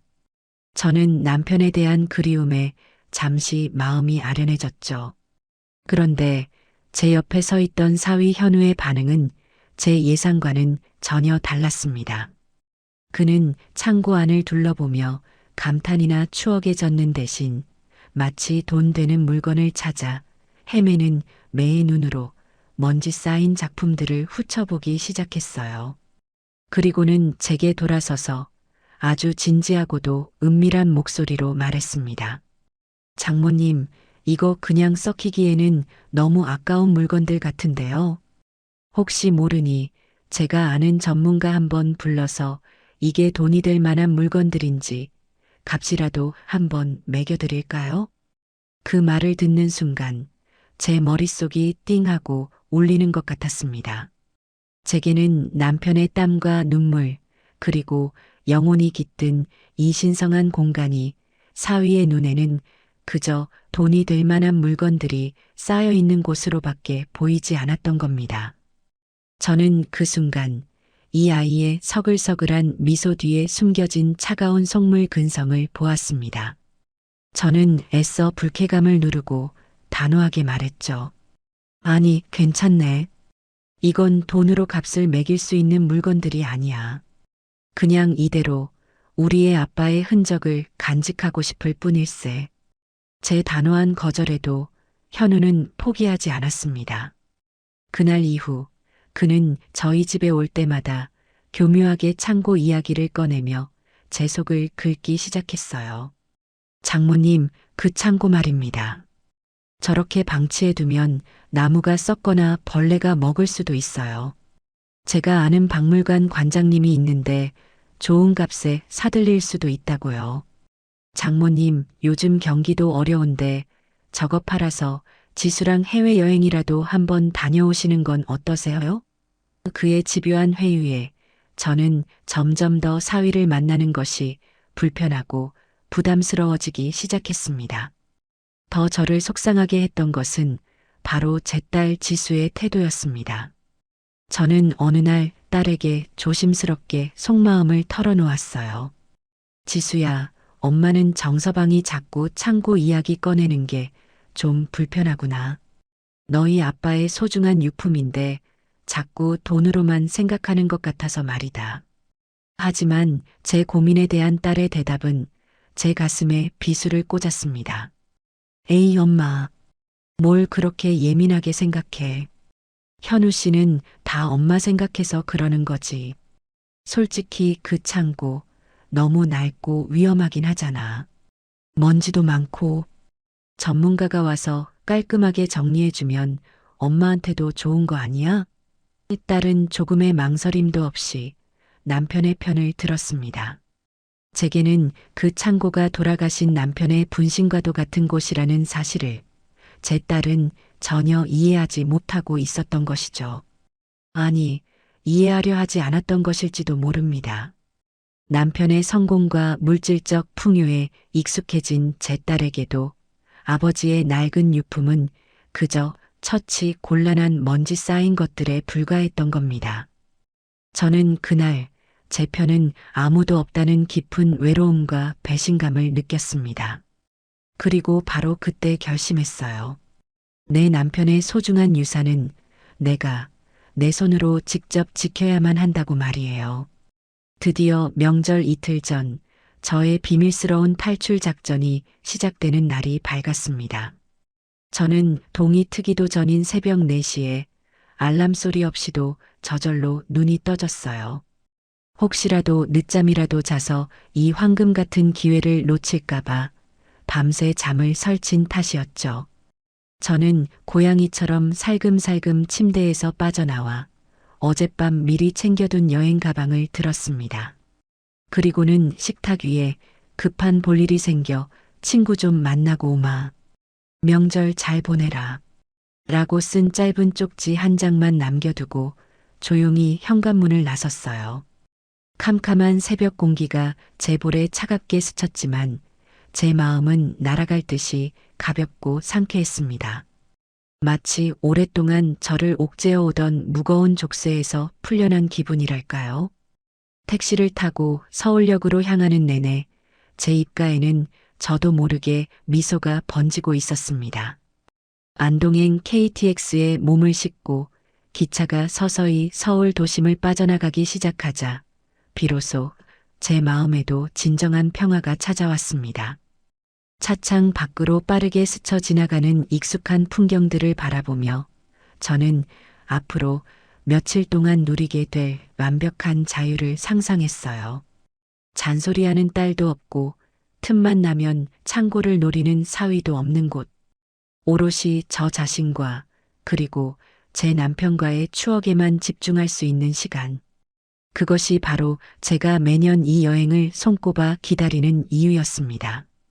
2시간이 조금 넘어 기차는 마침내 안동역에 도착했습니다. 플랫폼에 발을 내딛는 순간 안동 특유의 맑고 상쾌한 공기가 제 폐부 깊숙이 들어왔어요. 저는 큰 숨을 한번 들이쉬며 살 것 같다 하고 나직이 움츠렸습니다. 서울의 답답한 공기와는 비교도 할 수 없는 제 영혼을 치유해주는 듯한 공기였죠. 저는 곧장 택시를 타고 제가 매년 묵는 고즈넉한 한옥 게스트하우스로 향했습니다. 주인 할머니는 또 왔냐며 마치 친정어머니처럼 저를 반갑게 맞아주셨어요. 짐을 풀고 나니 어느덧 점심시간이 훌쩍 지나 있었습니다. 저는 남편과 연애 시절 돈 없는 가난한 대학생이었던 우리가 큰맘 먹고 들렀던 작은 식당을 찾아갔어요. 그리고 남편이 세상에서 가장 좋아했던 헛제사밥을 주문했습니다. 제 앞에 놓인 정갈한 녹그릇들을 보니 금방이라도 맞은편에 남편이 앉아 영순아 많이 먹어다 하며 웃어줄 것만 같아 저도 모르게 눈시울이 뜨거워졌죠. 저는 밥알 하나하나를 천천히 씹으며 남편의 빈자리를 그리운 추억으로 채워나갔습니다. 식사를 마치고 저는 안동의 명소인 월영교로 향했어요. 해가 질 무렵 아름다운 조명이 켜진 월영교를 홀로 걷고 있으니 수십 년 전 풋풋했던 20살의 제 모습과 남편의 모습이 아련하게 떠올랐습니다. 영순아, 내가 나중에 꼭 성공해서 너를 세상에서 가장 행복한 여자로 만들어주마. 다리 위에서 제 손을 꼭 잡고 약속하던 남편의 앳된 목소리가 마치 귓가에 생생하게 들려오는 듯 했습니다.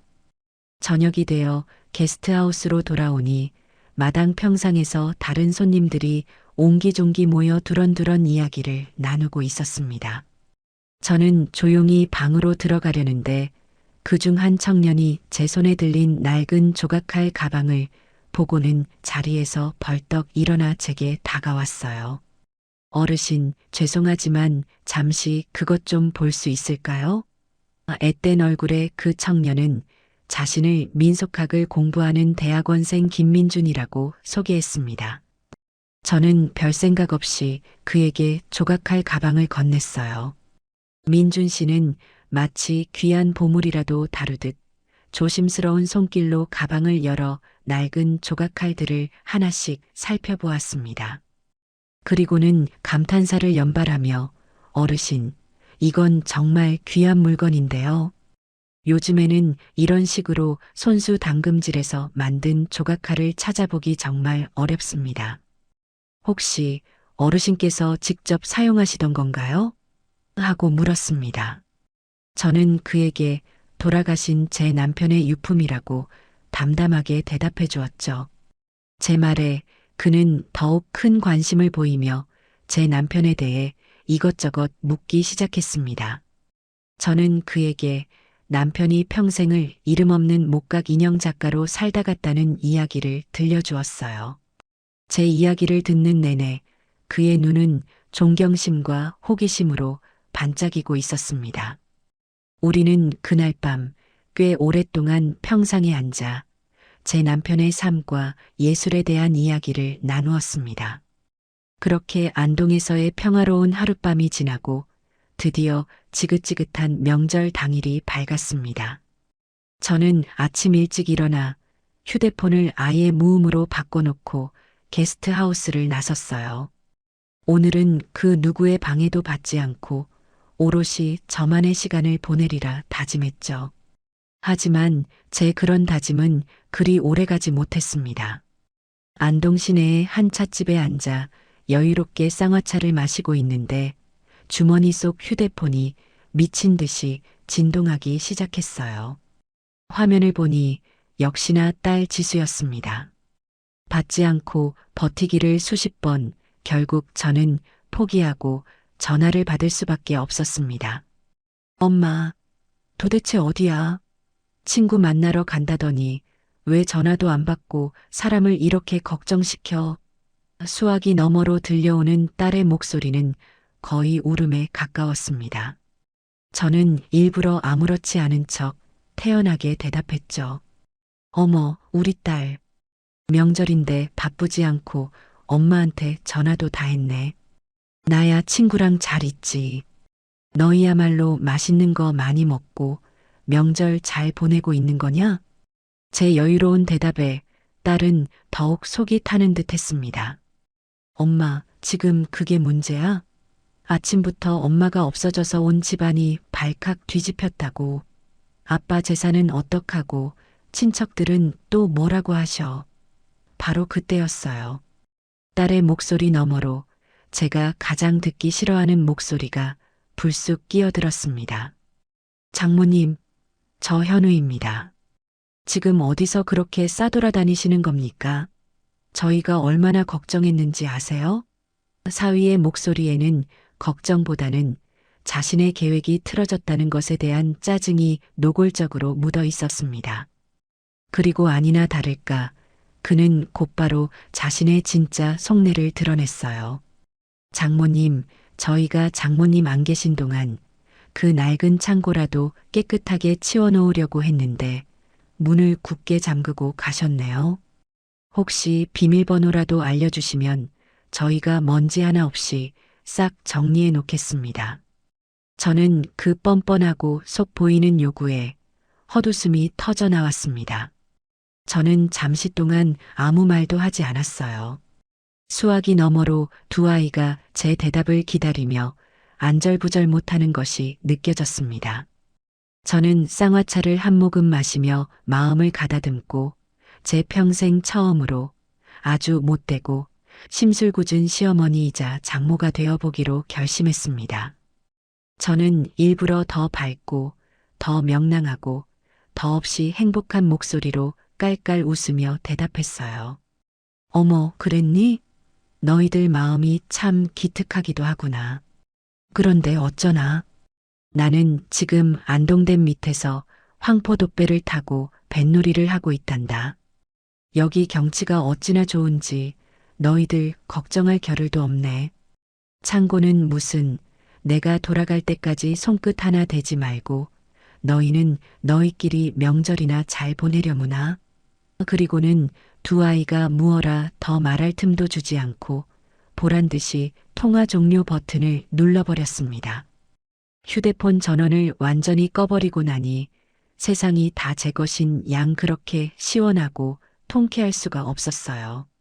저는 찻집 창밖으로 보이는 안동의 가을 하늘을 바라보며 아주 오랜만에 소리내어 웃었습니다. 그렇게 사위 녀석에게 보란 듯이 전화를 끊어버리고 나니 속이 다 후련했습니다. 하지만 통쾌함도 잠시 제 마음 한구석에는 씁쓸함이 차올랐어요. 명절날 가족과 함께 있지는 못할 망정 이렇게 멀리까지 도망쳐 나와 전화로 실랑이를 벌여야 하는 제 신세가 처량하게 느껴졌기 때문이죠. 저는 남은 쌍화차를 마저 비우고 복잡한 마음을 달래기 위해 게스트하우스로 돌아왔습니다. 널찍한 툇마루에 걸터 앉아 가방에서 남편이 만든 작은 목각 인형을 꺼내 손으로 부드럽게 쓸어보았어요. 그러자 제 마음을 어지럽히던 모든 상념들이 거짓말처럼 가라앉고 평온이 찾아왔습니다. 바로 그때였어요. 어르신, 여기 계셨군요. 어제 만났던 젊은 대학원생 김민준 씨가 제 곁으로 다가와 조심스럽게 말을 걸었습니다.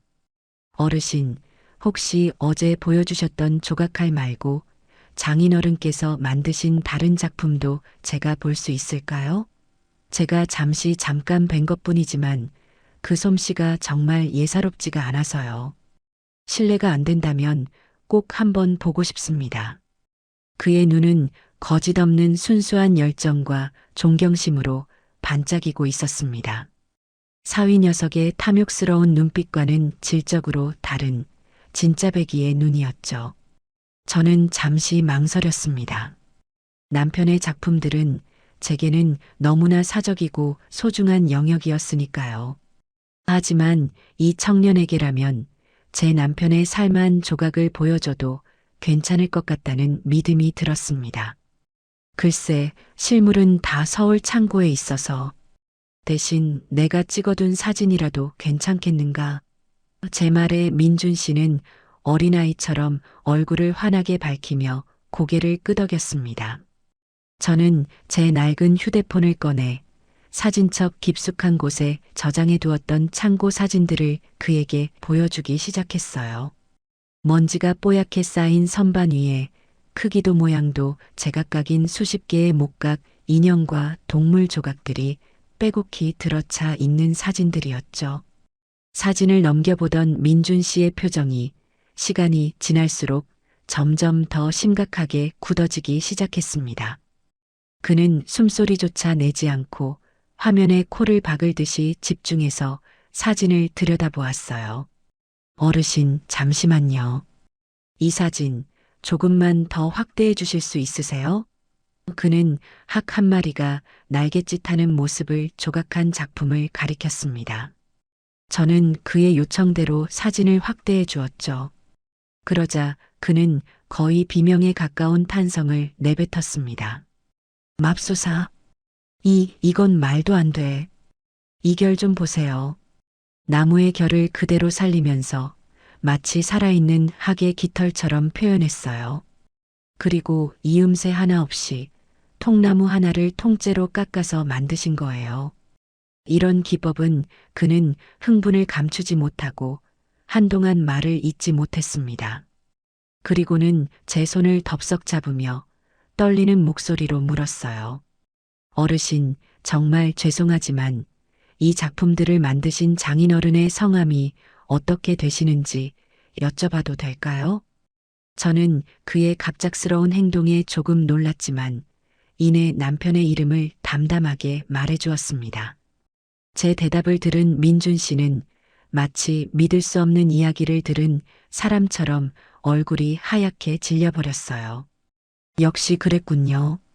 그는 혼잣말처럼 중얼거리더니 제게 그동안 자신이 연구해왔던 놀라운 이야기를 들려주기 시작했습니다. 그의 말에 따르면 제 남편은 수십 년 전 한국 현대 목공예계의 혜성처럼 나타났다가 어느 날 갑자기 모든 활동을 중단하고 홀연히 사라져버린 비운의 천재 장인이었습니다. 그의 작품은 기존의 전통적인 기법을 따르면서도 그 누구도 흉내낼 수 없는 독창적이고 현대적인 미학을 담고 있어 당시 학계에 엄청난 주목을 받았다고 해요. 하지만 그는 세상의 관심과 명예를 부담스러워했고 결국 모든 것을 뒤로하고 홀로 작업에만 몰두하는 삶을 택했던 겁니다. 남아있는 작품이 단 한 점도 없고 그를 기억하는 사람도 거의 없어 이제는 학계에서만 얼굴 없는 장인이라는 별명으로 전설처럼 전해져 내려오는 인물이라고 했습니다. 저는 민준 씨의 이야기를 들으며 온몸에 소름이 돋는 것을 느꼈습니다.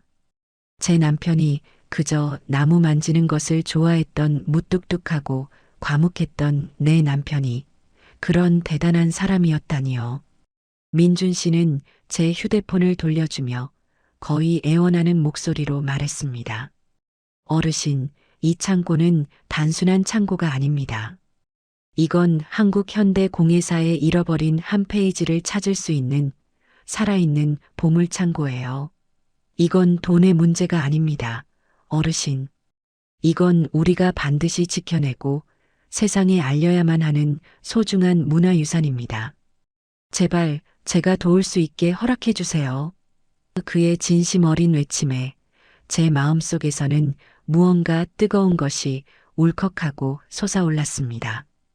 그동안 사위 녀석에게 시달리며 느꼈던 서름과 분노가 이 젊은 청년의 진심 앞에서 눈 녹듯이 사라지고 가자리에 남편에 대한 자랑스러움과 긍지가 차오르기 시작했어요.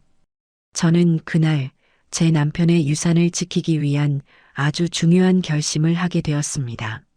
명절 연휴가 끝나고 저는 새로운 결심과 함께 서울로 돌아왔습니다. 안동에서 보낸 며칠 동안 민준 씨는 제게 남편의 작품 세계가 얼마나 위대한 것인지 그리고 그것을 지켜내는 것이 얼마나 중요한 일인지에 대해 열정적으로 설명해 주었어요. 저는 더 이상 사위 녀석의 탐욕을 피해 도망 다니는 나약한 늙은이가 아니었습니다. 저는 이제 위대한 예술가의 유산을 지키는 단 한 사람이자 가장 강력한 수호자였죠. 집에 돌아오자마자 저는 창고 문에 육중한 자물쇠를 하나 더 채웠습니다. 그리고 혹시 모를 사태에 대비해 창고 근처에 작은 감시 카메라도 하나 설치했어요. 아니나 다를까 며칠 뒤 제 휴대폰으로 감시 카메라의 알림이 울렸습니다. 화면을 확인해 보니 사위 현우가 낯선 남자 한 명을 데리고 와 제 창고 문 앞에서 서성이고 있는 모습이 보였어요. 그 남자는 자물쇠를 이리저리 만져보며 문을 딸 수 있는지 살펴보는 듯 했습니다. 저는 그 즉시 집으로 달려갔어요. 제가 집에 도착했을 때 현우는 그 낯선 남자와 함께 창고 문을 억지로 열려고 낑낑대고 있었습니다. 제 기척을 느끼고 돌아선 두 사람의 얼굴에는 당혹감이 역력했죠. 지금 내 집에서 무슨 짓들을 하고 있는 거야? 제 불호령에 현우가 뻔뻔하게도 웃으며 둘러댔습니다. 아이고, 장모님. 오셨어요? 마침 창고 문이 낡아서 삐걱거리길래 제가 잘 아는 수리 기사님 모시고 와서 손 좀 봐드리려고 했죠. 저는 기가 막혀 헛웃음을 쳤습니다. 수리? 내가 보기엔 문을 부수려고 하는 것 같은데. 당장 내 집에서들 나가. 저는 두 사람을 호통쳐서 내쫓았습니다. 딸 지수는 옆에서 어쩔 줄 몰라 하며 엄마 미안해. 현우 씨가 그냥 전문가한테 한번 보여주기만 하자고 해서 라며 발만 동동 굴렀어요.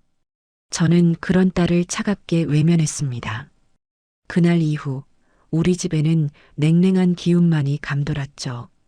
며칠 뒤 약속대로 민준 씨가 저희 집으로 찾아왔습니다. 그의 옆에는 희끗희끗한 머리에 기품 있는 인상을 가진 노신사 한 분이 함께였어요. 민준 씨는 그분을 자신의 지도 교수이자 국내 최고의 권위를 자랑하는 민속학 박사님이라고 제게 소개했습니다. 저는 두 사람을 창고로 안내했어요. 창고 문이 열리고 수십 년간 잠들어 있던 남편의 작품들이 세상에 다시 모습을 드러내는 순간, 박사님은 입구에 멈춰서서 한동안 아무 말도 하지 못했습니다.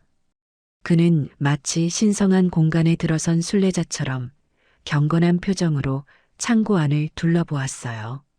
그리고는 가장 가까이에 있던 작은 나무 기러기상 앞으로 다가가 조심스럽게 그것을 손에 들고 감탄사를 내뱉었습니다. 세상에, 이게 바로 전설로만 듣던 그분의 작품이군요. 이 간결하면서도 힘있는 칼자국, 나무의 본성을 거스르지 않으면서 그 안에 생명력을 불어넣는 솜씨라니 정말 위대합니다. 박사님은 어린아이처럼 흥분해서 작품 하나하나를 가리키며 제게 그 예술적 가치에 대해 설명하기 시작했습니다.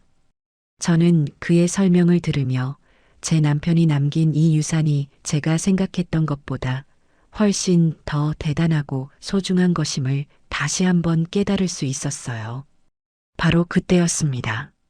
누구신데 남의 집 창고에 함부로 들어와서 소란이십니까?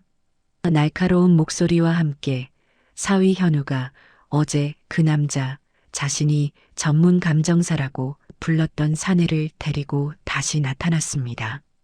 제 허락도 없이 제가 없는 틈을 타 기어코 다시 찾아온 것이었어요. 어제와는 달리 잔뜩 멋을 부린 듯 기름 바른 머리에 번쩍이는 시계를 찬 그 감정사라는 남자는 창고 안을 오만한 눈으로 한번 쓱 훑어보더니 콧방귀를 뀌며 말했습니다. 에이, 내가 어제 대충 훑어봤지만 이거 다 땔감으로나 쓸만한 것들이구먼. 솜씨는 좀 있는 것 같은데 작가가 이름이 없으니 예술적 가치는 영 꽝이야, 꽝. 장모님, 제가 좋은 값 쳐서 500만 원에 싹 다 치워드릴 테니 저한테 넘기시죠. 이런 건 빨리 처분하는 게 상책입니다. 그는 마치 저에게 큰 은혜라도 베푸는 듯한 태도로 저를 구슬리기 시작했습니다. 사위 현우는 옆에서 장모님, 이분이 이 바닥에서는 최고 전문가예요. 이분이 그렇다면 그런 거죠. 이 기회에 창고도 비우고 목돈도 챙기시는 게 어떻겠어요? 라며 저를 압박했어요. 그때 가만히 듣고만 있던 박사님이 조용히 입을 열었습니다. 그의 목소리는 나직했지만 그 안에 담긴 권위는 그 누구도 거스를 수 없을 만큼 단단했어요. 선생, 함부로 말하지 마시오. 당신이 지금 땔감이라고 말한 그것들이 어쩌면 국보급 문화재가 될 수도 있는 이 나라의 귀한 보물들이요. 박사님의 말에 감정사라는 남자의 얼굴이 순간 굳어졌습니다.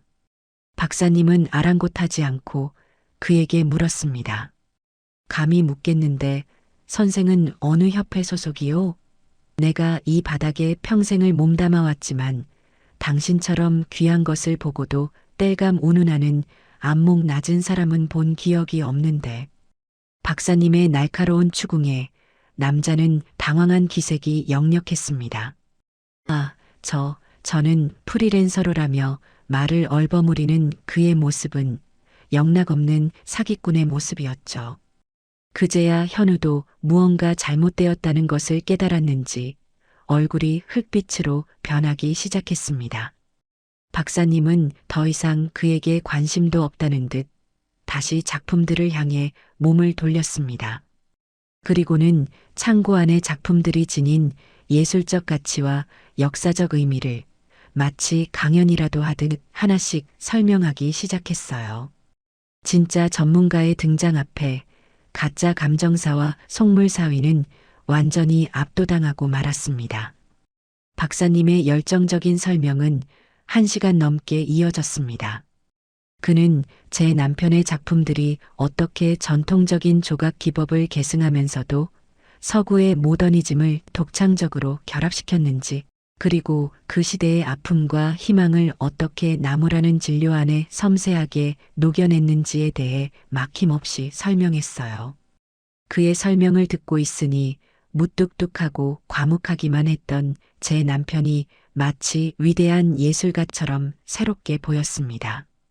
설명을 듣는 내내 딸 지수는 부끄러움과 죄책감에 고개도 들지 못했고 사기꾼 감정사는 어느새 슬그머니 자취를 감춘 뒤였어요. 하지만 제 사위 현우의 반응은 제 예상을 완전히 벗어났습니다. 그는 작품의 예술적 가치나 역사적 의미에는 전혀 관심이 없다는 듯 박사님의 설명이 끝나기 무섭게 끼어들었습니다. 그의 눈은 탐욕으로 번들거리며 오직 한 가지에만 꽂혀 있었죠. 그래서요, 교수님. 그래서 그 가치가 대략 돈으로 환산하면 얼마나 된다는 말씀이십니까? 억 단위는 되는 겁니까? 그 순간 창고 안의 모든 공기가 차갑게 얼어붙었습니다. 박사님은 더 이상 말할 가치도 없다는 듯 경멸적인 표정으로 현우를 한번 쳐다보고는 고개를 돌려버렸고 딸 지수는 여보 제발 그만해 라며 남편의 옷소매를 잡아 끌었습니다. 저는 그 모습을 보며 이 아이는 끝까지 변하지 않겠구나 하는 깊은 절망감을 느꼈어요. 저는 그 자리에서 모두가 들을 수 있는 단호한 목소리로 선언했습니다. 정서방, 그리고 여기 계신 분들 모두 잘 들으세요. 이 창고에 있는 물건들은 내 눈에 흙이 들어가기 전까지는 단 한 점도 팔지 않을 겁니다. 이건 당신들이 생각하는 것처럼 돈이 되는 물건이 아니에요. 이건 한평생 묵묵히 나무만 바라보며 살다간 내 남편의 역사고 내 사랑입니다. 제 선언에 현우는 믿을 수 없다는 듯한 표정으로 저를 바라보았습니다. 바로 그때 박사님의 주머니에서 휴대폰이 울렸습니다. 박사님은 전화를 받더니 잠시 놀란 표정을 짓고는 스피커폰으로 전환했어요. 박사님, 시청 문화재과 과장입니다. 방금 박사님께서 보내주신 자료를 보고 너무나 놀라 연락드렸습니다. 그 장인어른의 작품들이 정말로 다 현존하고 있단 말입니까? 박사님은 저를 한번 쳐다보고는 그렇습니다. 과장님. 제가 지금 바로 그 역사적인 현장에 있습니다. 라고 대답했습니다. 수화기 너머의 목소리는 흥분을 감추지 못하고 말을 이었어요. 박사님, 저희 시의 오랜 수건 사업이었던 시립박물관 건립이 내년에 완공됩니다. 혹시 유족분께서 동의해 주신다면 저희가 그분의 작품들을 기증받아 박물관 내에 특별 전시관을 만들어 영구히 보존하고 그 위대한 업적을 기리고 싶습니다. 물론 기증 절차에 따른 합당한 보상과 예우는 저희 시에서 책임지고 약속드리겠습니다. 시청의 공식적인 제안이었습니다. 제 남편의 이름으로 된 영원히 사라지지 않을 전시관. 그것은 사위 녀석이 그토록 원했던 돈과는 비교도 할 수 없는 제 남편의 삶 전체를 인정해주는 최고의 명예였습니다. 박사님은 전화를 끊고 탐욕에 찬 눈으로 결과를 기다리던 현우를 향해 말했습니다. 들었는가? 이 작품들은 시장에서 거래될 물건이 아니란 말일세. 이건 우리 모두의 역사고 돈으로 살 수 없는 가치를 지닌 문화유산이란 말이야. 그 순간 사위 녀석의 얼굴이 절망으로 일그러지는 모습을 저는 똑똑히 보았습니다. 그것이 바로 제가 그에게 날릴 수 있는 가장 통쾌하고 완벽한 한 방이었습니다. 시청 문화재과의 공식적인 제안이 있고 난 뒤 우리 집은 한동안 기자들과 방송국 사람들로 북적였습니다. 그 모든 소란이 잠잠해지고 난 어느 날 저녁이었어요. 저는 늦은 저녁을 먹고 거실 소파에 앉아 멍하니 텔레비전을 보고 있었습니다. 화면에서는 온갖 화려한 것들이 쉴 새 없이 지나갔지만 제 눈에는 아무것도 들어오지 않았죠. 바로 그때 딸 지수가 조용히 제 방문을 열고 들어왔습니다. 잔뜩 헬쑥해진 얼굴로 제 앞에 와서 아무 말도 못하고 그저 고개만 푹 숙이고 서 있더군요. 저는 아무 말 없이 리모컨으로 텔레비전을 끄고 제 옆자리를 손으로 툭툭 쳤습니다. 지수는 제 옆에 와서 죄인처럼 무릎을 꿇고 앉았어요.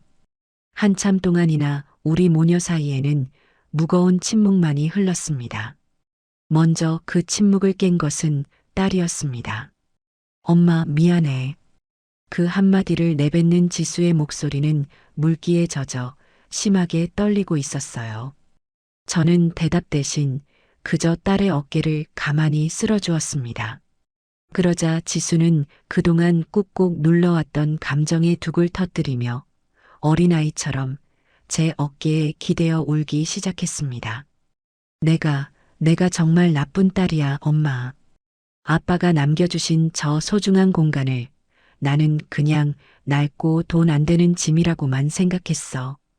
현우 씨가 돈 잘 벌어다 주니까 그게 최고인 줄 알고 아빠의 마음을, 엄마의 슬픔을 하나도 헤아리지 못했어. 내가 정말 죽일년이야. 딸은 자신의 가슴을 치며 오열했습니다. 저는 그런 딸의 등을 토닥이며 가만히 그 울음을 다 받아주었어요.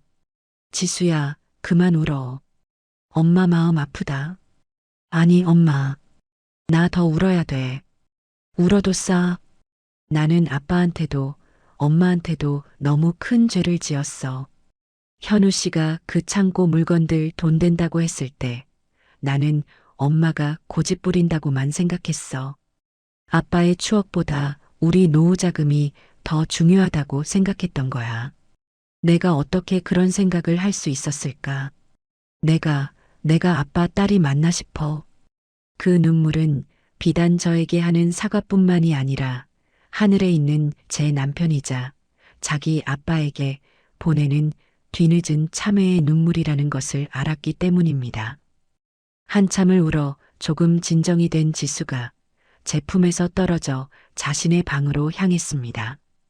그리고 잠시 후 먼지가 뽀얗게 쌓인 작은 나무 상자 하나를 들고 다시 제 앞에 앉았어요. 엄마, 이거 기억나? 지수는 떨리는 손으로 상자를 열었습니다. 그 안에는 세월의 흔적을 고스란히 간직한 손바닥만 한 크기의 작은 나무 말 한 마리가 들어 있었어요. 말의 귀퉁이는 닳아 반질반질했고 꼬리 부분은 부러졌는지 없었습니다.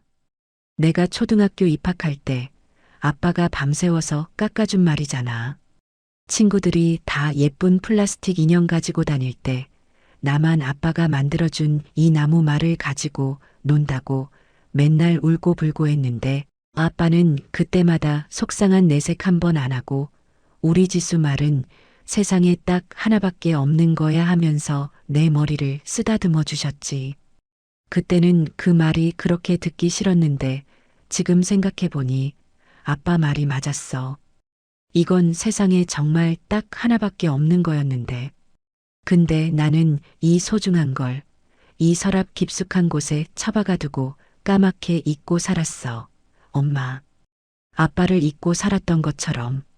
지수는 그 나무 말을 가슴에 품고 다시 한번 소리 없이 눈물을 흘렸습니다. 저는 그런 딸의 손을 따뜻하게 잡아주었습니다. 그리고 서랍장에서 낡은 사진첩 하나를 꺼내왔어요. 사진첩을 넘기자 낡고 빛바랜 사진들 속에서 젊은 시절의 남편과 어린 지수의 모습이 환하게 웃고 있었습니다. 남편이 서툰 솜씨로 지수의 머리를 따아주는 사진, 지수가 자기가 만든 것보다 더 삐뚤빼뚤한 카네이션을 달아주자 남편이 한박 웃음을 짓는 사진, 그리고 창고에서 함께 나무를 만지며 행복해하는 부녀의 모습이 담긴 사진까지. 우리는 한 장 한 장 사진을 넘기며 한참 동안이나 잊고 있던 과거를 추억했습니다. 저는 지수에게 남편이 딸을 얼마나 사랑했는지, 그리고 그 창고의 나무 하나하나에 딸을 위한 어떤 마음을 담았는지에 대한 이야기를 들려주었어요. 너희 아빠는 돈 버는 재주는 없었어도 나무 안에 사람 마음을 담는 재주는 천재였단다. 저 창고에 있는 모든 것들은 사실 다 너를 위해 만든 것이나 다름없어. 네가 언젠가 시집가서 아이를 낳으면 그 아이에게 물려주고 싶다며 그렇게 수십 년간 홀로 만들어온 너희 아빠의 세상이었지. 제 이야기에 지수는 더욱더 목이 메어왔습니다. 그날 밤 우리 모녀는 그렇게 서로의 상처를 보듬고 서로의 눈물을 닦아주며 아주 오랜만에 다시 하나가 되었습니다. 지수는 눈물을 닦고 제게 말했어요. 엄마, 이제부터라도 내가 잘할게. 아빠의 소중한 마음, 내가 지킬게. 그리고 엄마 옆에서 내가 평생 속죄하며 살게. 저는 그런 딸의 손을 꼭 잡아주었습니다. 속죄는 무슨, 너는 그냥 네 아빠가 너를 얼마나 사랑했는지 그것만 잊지 않고 살아주면 돼. 그것이 최고의 효도다. 제 남편의 작품 기증 소식은 지역 신문의 작은 기사로 시작해 순식간에 전국의 주요 뉴스로 퍼져나갔습니다.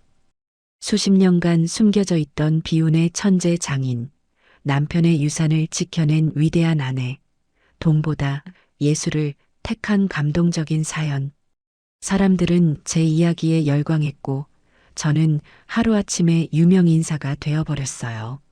집 앞에는 매일같이 기자들이 진을 쳤고 방송국에서는 저를 다큐멘터리의 주인공으로 섭외하고 싶다며 연일 연락이 걸려왔습니다.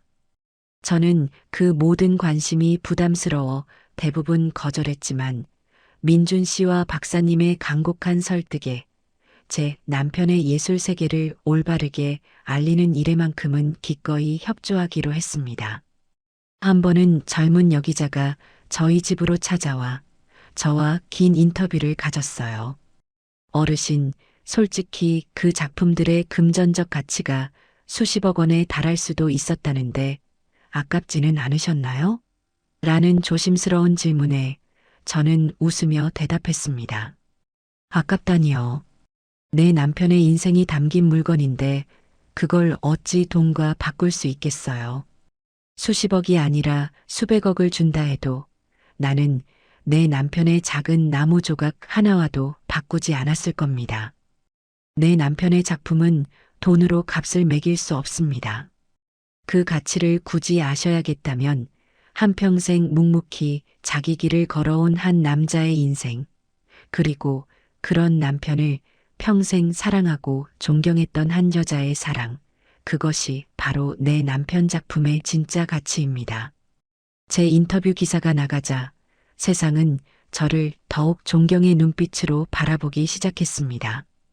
반면 제 사위 현우의 인생은 정반대의 방향으로 흘러가고 있었습니다. 골동품과 민속품을 거래하는 그 바닥은 생각보다 좁고 소문은 발보다 더 빨랐죠. 장모의 유산을 탐내 사기꾼 감정사까지 동원했던 속물, 국보급 문화재를 땔감 취급했던 무식한 장사치. 현우의 이름 앞에는 그런 부끄러운 꼬리표들이 따라붙기 시작했습니다. 그를 신뢰하던 고객들이 하나둘씩 등을 돌렸고 동업자들은 그와의 거래를 끊었습니다. 한때는 업계의 유망주로 불리던 그는 이제 아무도 거들떠보지 않는 웃음거리로 전락하고 만 것이에요.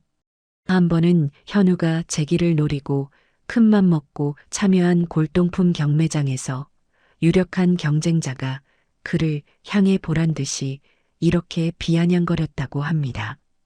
어이, 정 사장. 요즘은 땔감으로 쓸만한 국보 없나?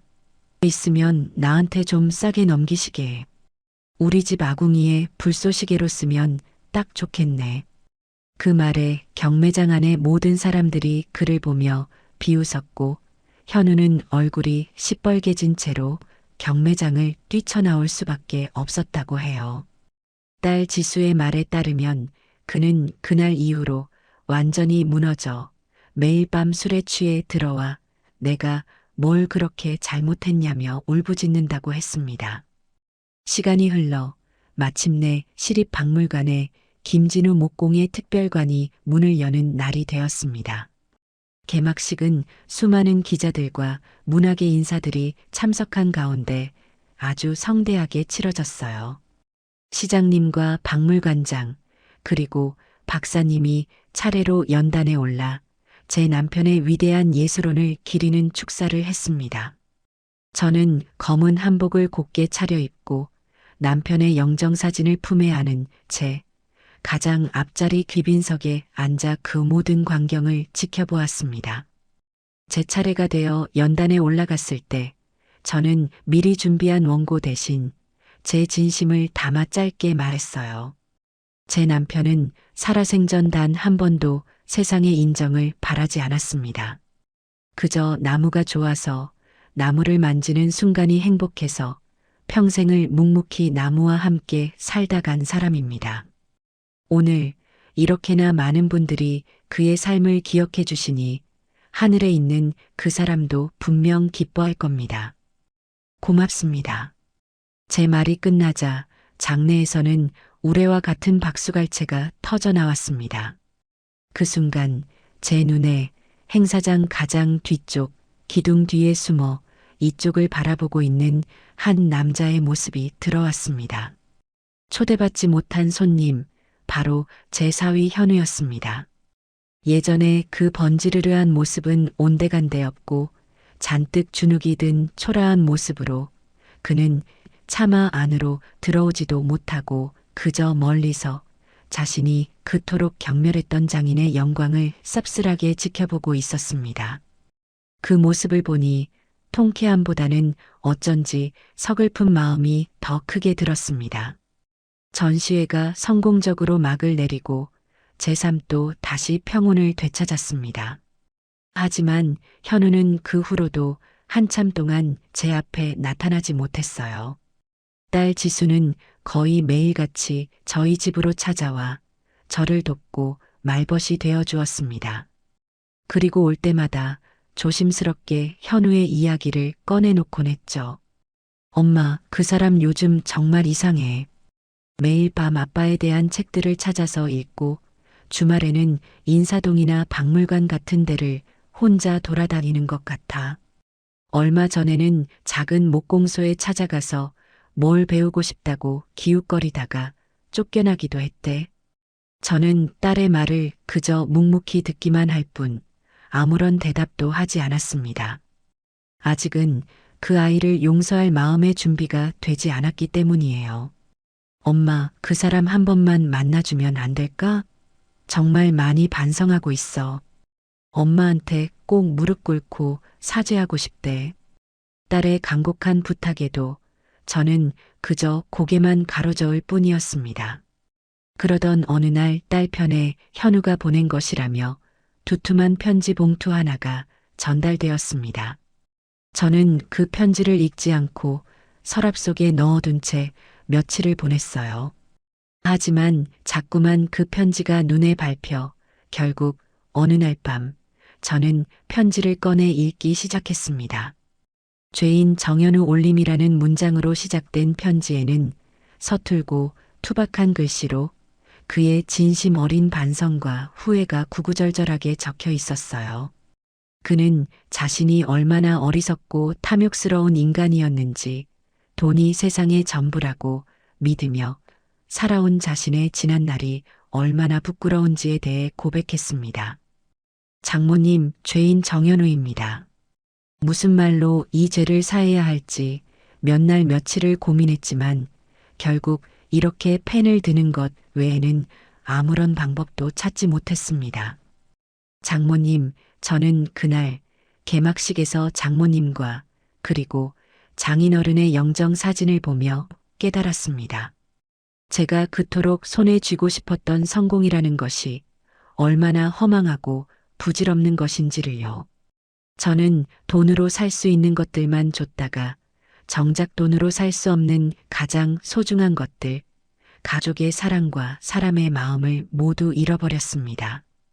저는 장인어른의 작품들을 보며 그 가치를 돈으로 환산할 생각에만 눈이 멀어 있었습니다. 하지만 이제야 장인어른께서 왜 평생을 가난한 몫으로 사셨는지, 그 창고의 나무 조각들이 장모님께 어떤 의미였는지 아주 조금은, 정말 아주 조금은 알 것 같습니다. 장인어른은 나무를 깎은 것이 아니라 당신의 삶과 장모님을 향한 사랑을 깎으셨던 것이더군요. 저는 감히 용서를 구하지 않겠습니다. 다만 제 어리석음을 평생 반성하며 살아가겠습니다. 부디 장모님께서는 언제나 건강하시기를 멀리서나마 빌겠습니다. 편지의 마지막 장을 덮었을 때 제 눈가에는 저도 모르게 눈물이 맺혀 있었습니다. 그의 진심이 서툰 글씨를 넘어 제 마음속으로 전해져 오는 듯 했어요. 편지와 함께 작은 상자 하나가 더 있었습니다. 상자를 열어보니 그 안에는 아주 서툰 솜씨로 깎아 만든 작은 목각 인형이 들어 있었어요. 아마도 제 남편의 작품을 흉내내어 그가 밤새 직접 깎아 만든 것이겠지요. 인형은 여기저기 흠집투성이에 모양도 볼품없었지만 저는 그 어떤 명품 선물보다도 그 서툰 인형이 더 갇히게 느껴졌습니다. 저는 그 인형을 남편의 유품인 목각 인형 옆에 나란히 놓아두었어요. 그리고 다음 날 아침 저는 딸에게 전화를 걸었습니다. 지수야, 이번 주말에 정서방이랑 같이 집으로 저녁 먹으러 오너라. 수화기 너머로 딸의 놀란 숨소리가 들려왔습니다. 마침내 다음 명절이 돌아왔습니다. 예년 같았으면 저는 벌써 안동행 기차표를 끊어놓고 가방을 싸고 있었을 테지요. 하지만 그해 추석, 저는 어디로도 도망가지 않았습니다. 대신 아침 일찍부터 부엌에 서서 찾아올 딸과 사위를 위해 정성껏 명절 음식을 준비했어요. 약속한 저녁 시간이 되자 두 아이가 현관문을 열고 들어섰습니다. 현우는 제 얼굴을 차마 똑바로 쳐다보지 못하고 장모님, 저 왔습니다. 라며 고개를 푹 숙였어요. 그의 손에는 값비싼 선물 세트 대신 그가 직접 농사지었다는 작은 과일 상자 하나가 들려 있었습니다. 저는 아무 말 없이 어서 오너라. 고생 많았다. 라며 두 아이를 안으로 들였습니다. 집에 들어온 현우는 거실에 앉지 않고 잠시 망설이더니 제게 조심스럽게 물었습니다. 장모님, 혹시 창고에 잠시 들어가 봐도 되겠습니까? 저는 말없이 고개를 끄덕였어요. 현우는 마치 성소에 들어가는 사람처럼 신발을 벗고 조심스럽게 창고 안으로 들어갔습니다. 그리고는 한참 동안이나 남편의 작품들을 하나씩 둘러보며 깊은 생각에 잠겨 있었어요. 잠시 후 그는 어디선가 낡은 걸레를 찾아와 먼지가 쌓인 연장들과 작품들을 하나씩 정성껏 닦기 시작했습니다. 돈이 될까 싶어 눈을 번뜩이던 예전의 그 모습이 아니었어요. 그의 눈에는 한 위대한 장인에 대한 진심 어린 존경심이 가득 담겨 있었습니다. 그는 낡은 조각칼 하나를 집어들고 제게 물었습니다. 장모님, 이 칼은 장인어른께서 어떤 작품을 만드실 때 주로 쓰셨던 겁니까? 칼날의 모양이 참 독특합니다. 저는 그의 질문에 남편이 그 칼로 지수의 나무말을 만들어주던 날의 이야기를 들려주었어요. 현우는 제 이야기에 귀를 기울이며 연신 고개를 끄덕였습니다. 저는 조용히 부엌으로 가 따뜻한 찬물을 끓였습니다. 그리고 찻잔 두 개를 들고 창고로 향했어요. 제가 내민 찻잔을 현우는 두 손으로 공손히 받아들었습니다. 목이 마를 게다. 천천히 마시거라.